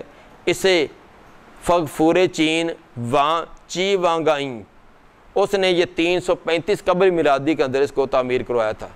335 یعنی عیسیٰ علیہ السلام کے پیدائش سے 335 سال پہلے یہ اس نے دیوار قائم کرائی تھی، تو بعد نے کہا کہ یہی دیوار جو سد اسکندری ہے۔ دوسرا نظریہ اس میں یہ ہے، اس سے مراد وہ دیوار ہے جو جبل طائی کے کسی درے کو بند کیے ہوئے ہے، جبل طائی کے دروں میں سے کسی درے کو جو بند کیے ہوئے ہے، جو منچوریا اور منگولیا میں حائل ہے۔ منچوریا اور منگولیا دونوں علاقوں کے درمیان جو حائل ہے، اس کی لمبائی جو ہے 50 میل، اونچائی جو ہے وہ 29 فٹ اور چوڑائی جو ہے 10 فٹ ہے۔ تو بعد نے کہا کہ یہ دیوار جو ہے دیوار ذوالقرنین یہ سد اسکندری ہے۔ تیسرا قول اس کے اندر یہ بھی ہے، اس سے مراد بحیرہ کیپین کا یہ ساحل پر جو روسی بندرگاہ کے داغستان کے قریب جو دربند جگہ ہے وہ جگہ مراد ہے، جس کی لمبائی جو 50 میل، اونچائی 29 فٹ اور چوڑائی 10 فٹ ہے۔ بعد نے کہا کہ یہ بحیرہ کیپین کے ساحل پر جو روسی بندرگاہ کے قریب ہے، داغستان کے قریب، یہ وہ جگہ مراد ہے۔ دیکھیے تفہیم القرآن جلد 3 اس کا ضمیمہ اور اطلس القرآن صفحہ 228۔ بہرحال یہ مختلف اپنی اپنی تحقیقیں اہل علم نے بیان کی ہے، حدیث کے اندر اس کی صراحت اور وضاحت نہیں ہے وہ کون سی کس جگہ وہ دیوار ہے۔ حقیقت یہ معلوم ہوتی ہے کہ سورہ کہف کی ان آیات اور سورہ انبیاء کی آیت نمبر 96 اور 97 کو دونوں کو ملانے سے جو مفہوم واضح ہوتا ہے وہ یہ ہے کہ اس دیوار کو ختم ہونے اور یاجوج ماجوج کے موجے مارتے ہوئے نکلنے کا وقت ان دونوں کا وقت ایک ہے۔ جب دیوار ختم ہوگی اور یاجوج ماجوج نکلیں گے، یہ ایک وقت کے اندر یہ کام ہوں گے، اور اس کے بعد نفخہ صور اور قیامت بالکل قریب آ چکی ہوگی، اور اس طرح یاجوج ماجوج ہے، اس سے مراد روسی لوگ یا چینی لوگ یا تاتاری کی شکل کا ظہور کا دعویٰ کرنا یہ بھی بغیر دلیل کے ہے۔ بعض نے یہ کہا کہ یہ تاتاری مراد تھے، بعض نے کہا روسی یا چائنا کے لوگ مراد ہیں، اس کی کوئی دلیل نہیں ہے، بلا دلیل ایسی باتیں ہیں۔ یاجوج ماجوج یہ آدم علیہ السلام کی اولاد میں سے ہیں، جیسے کہ صحیح بخاری کے حدیث نمبر 6530 اور مسلم کے حدیث نمبر 222 میں ہے، اور ان کی شکل و صورت انسانوں کی طرح ہوگی۔ اس کے اندر بعض لوگوں نے بڑی عجیب شکلیں بیان کی ہے، ان کے اتنے 100 فٹ قد ہوں گے، ان کے کان جو ہے وہ ہاتھی کے کانوں کی طرح ہوں گے، اس سے بھی بڑے، ایک کان نیچے بچھا کر ایک دوسرا اوپر لے لیا کریں گے، اور فلاں ہوں گے۔ یہ تمام داستانیں ہیں، یہ انسان ہے، انسانی نسل میں سے ہے، انسانی قسم میں سے ہیں، یہ کہ الگ سے کوئی اور مخلوق نہیں ہے۔ تو یہ تمام ایسی روایات جو ہیں وہ اس طرح روایات سے یہ لے کر چیزیں بنائی گئی ہیں۔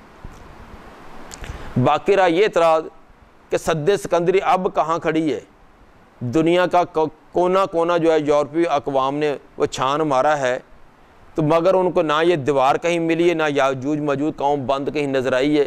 تو یہ یاجوج ماجوج قوم کہاں بیٹھی ہے، کون سی علاقہ میں ہے، اور یہ دیوار کہاں ہے؟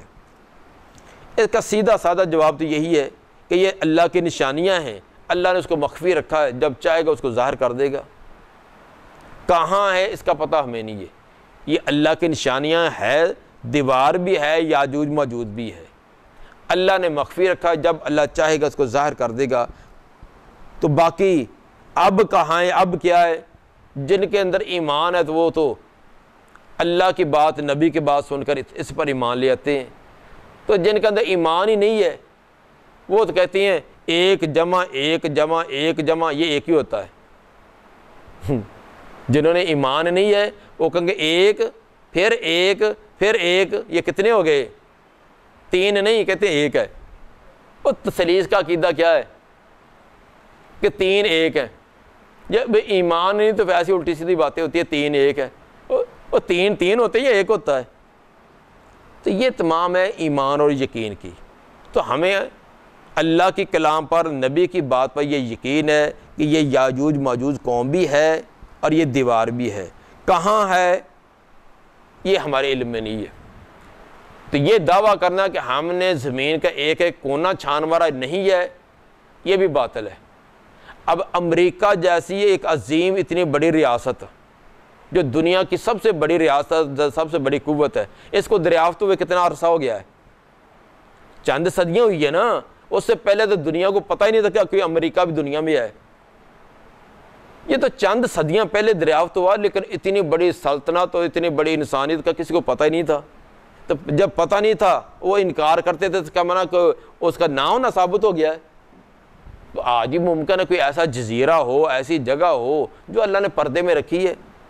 تو اس لیے یہ دعویٰ کرنا، کتنی نئی نئی چیزیں دریافت ہو رہی ہیں، اب بھی کتنے ستارے اور سیارے دریافت ہو رہے ہیں، کتنی نئی نئی چیزیں اور دریافت ہو رہی ہیں۔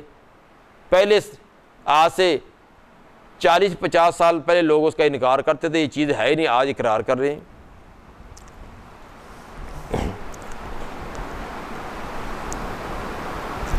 وَتَرَكْنَا بَعْضَهُمْ يَوْمَئِذٍ يَمُوجُ فِي بَعْضٍ، اور چھوڑیں گے ہم بعض ان کے بعض کو موجیں مارو گا وہ ایک دوسرے پر۔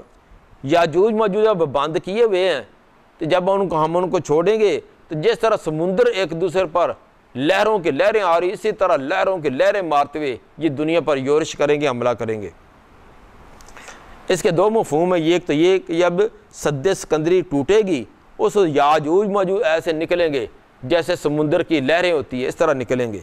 یا پھر اس سے مراد قیامت ہے کہ جب نفخہ ثانیہ ہوگا تو لوگ قبروں سے نکل کر ایسے میدان معاشر کی طرف بھاگے جا رہے ہوں گے جیسے سمندر کی لہریں ہیں۔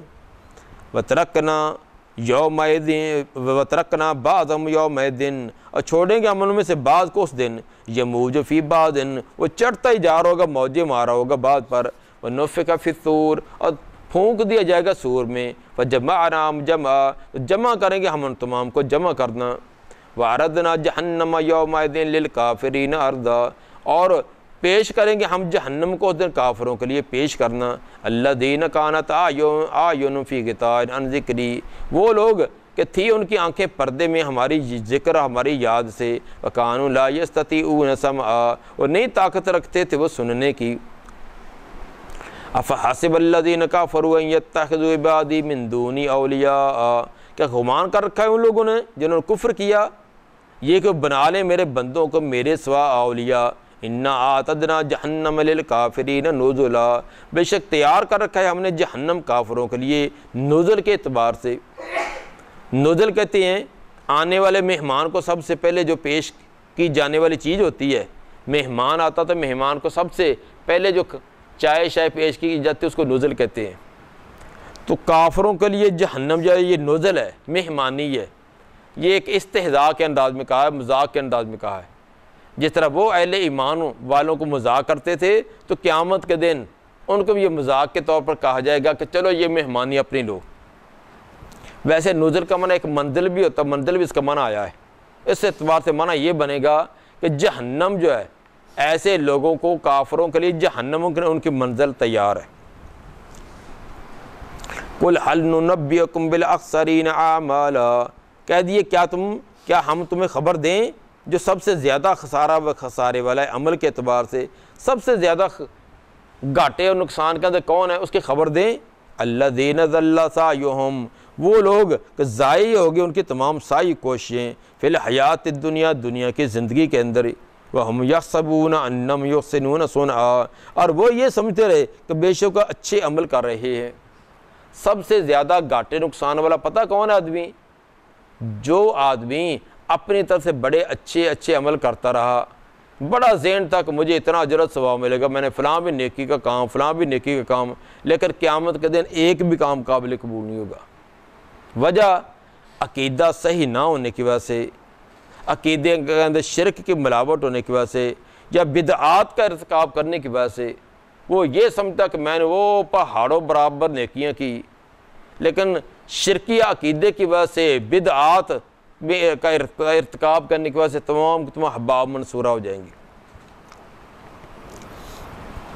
قُلْ هَلْ نُنَبِّئُكُمْ بِالْأَخْسَرِينَ أَعْمَالًا، کہہ دیے کیا ہم خبر دیں تم کو جو زیادہ خسارے والا ہے عمل کے اعتبار سے، الَّذِينَ ضَلَّ سَعْيُهُمْ فِي الْحَيَاةِ الدُّنْيَا، وہ لوگ ضائع ہوگی ان کی محنت اور کوششیں دنیا کی زندگی ہی میں، وَهُمْ يَحْسَبُونَ، اور وہ یہی گمان کرتے رہے کہ أَنَّهُمْ يُحْسِنُونَ صُنْعًا، کہ وہ بڑے اچھے کام کر رہے ہیں۔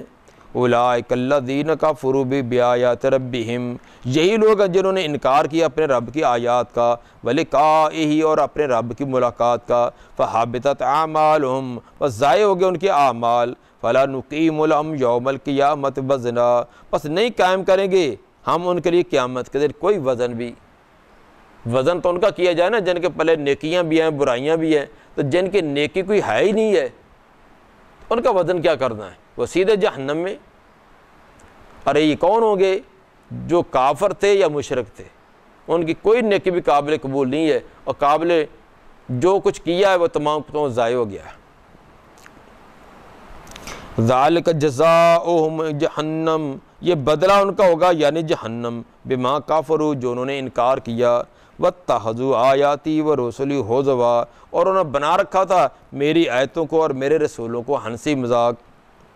ان الذین آمنوا وعملوا الصالحات، بے شک وہ لوگ جو ایمان لائے اور صالح اعمال کیے، کانت لہم جنات الفردوس نزلا، ہے ان کے لیے جنت الفردوس مہمانی کے اعتبار سے، ان کی مہمانی جنت الفردوس ہوگی۔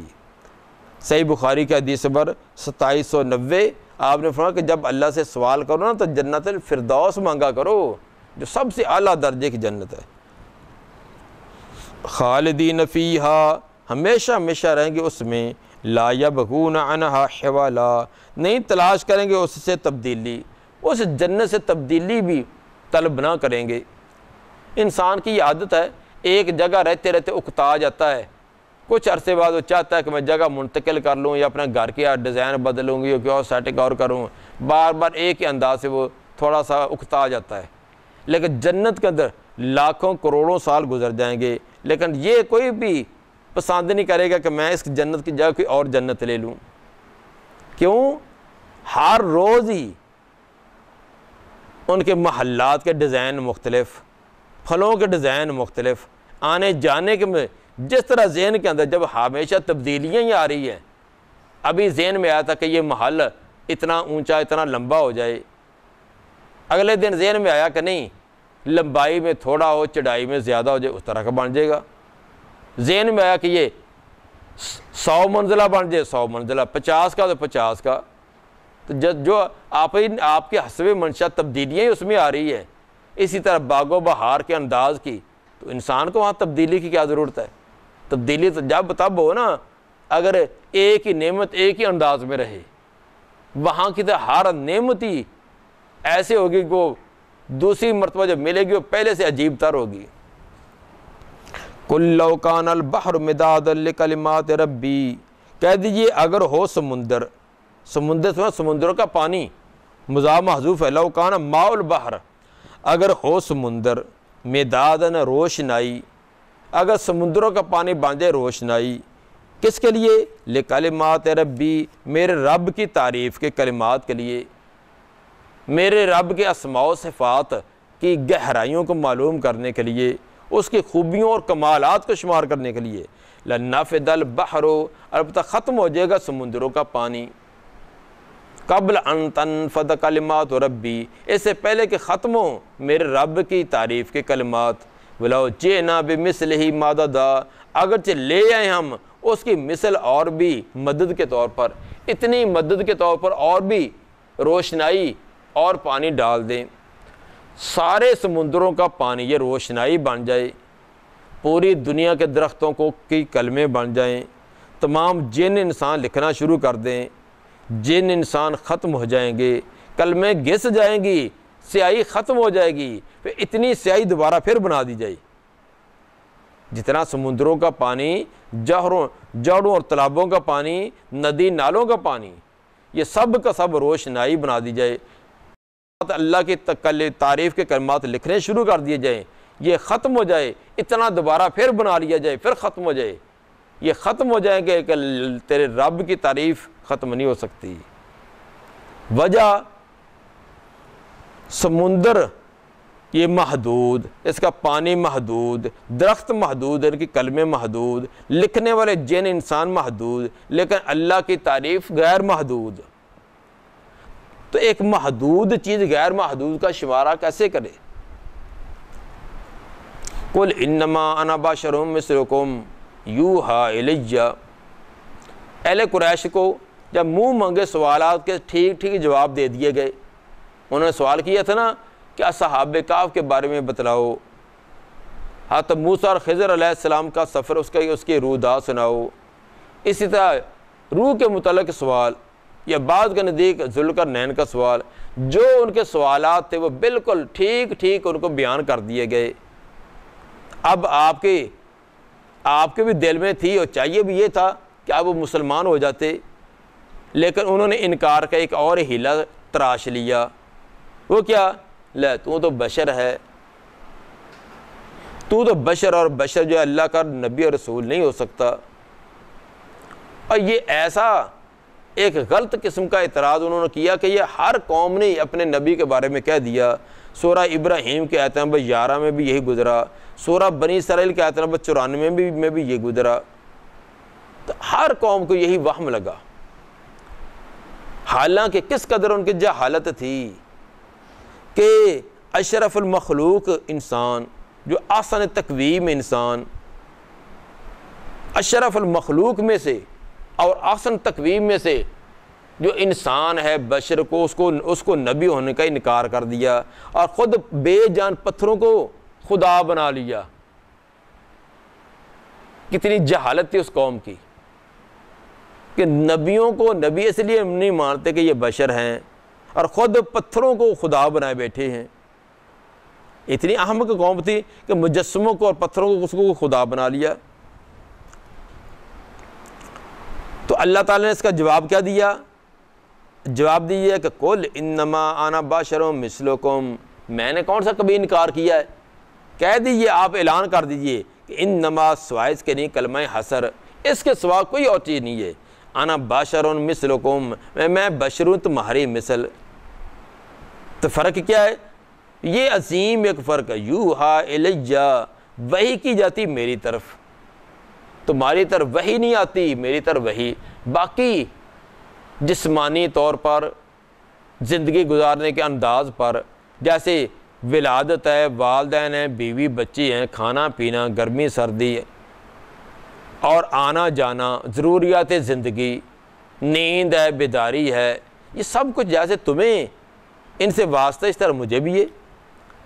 البتہ مجھے اللہ نے یہ عظیم نعمت اور عظیم مجھ پر مہربانی کی، مجھے نبوت عطا کی، ڈائریکٹ اللہ کے احکام اور پیغام مجھ پر آتے ہیں، تم پر یہ نہیں آتے۔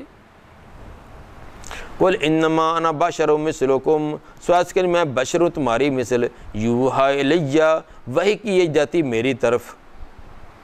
اور وحی ہے کیا؟ اور اسی وحی کی وجہ سے، اسی نبوت اور وحی کی وجہ سے میں نے تمہیں یہ اصحاب کہف کا واقعہ بھی سنا دیا، اور موسیٰ اور خضر علیہ السلام کا واقعہ بھی ٹھیک ٹھیک سنا دیا، ذوالقرنین کا واقعہ بھی ٹھیک ٹھیک سنا دیا، حالانکہ وہ صدیوں پہلے کے ہو چکے ہیں۔ یہ تمام کے تمام میں نے وحی کی وجہ سے بتلائے ہیں۔ اور اسی طرح آئندہ آنے والے جو واقعات ہیں، قیامت ہے، حشر نشر ہے، یہ تمام واقعات وہ بھی میں نے وحی کے ذریعے تمہیں بتلا دیے۔ اور وحی کا وہ خلاصہ تمہیں سناؤں؟ پوری وحی کا خلاصہ کیا ہے؟ انما الہکم الہ واحد، پوری وحی کا خلاصہ وہ یہ ہے کہ تمہارا الہ صرف ایک ہی الہ ہے، صرف اسی کی بندگی کرو، اس کی ذات صفات میں کسی کو شریک نہ کرو، اور میری نبوت کو تسلیم کر لو۔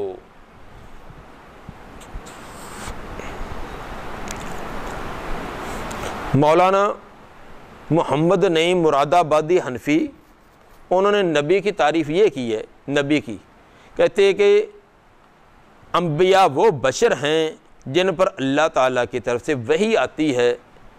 انبیاء وہ بشر ہیں جن پر اللہ تعالیٰ کی طرف سے وحی آتی ہے۔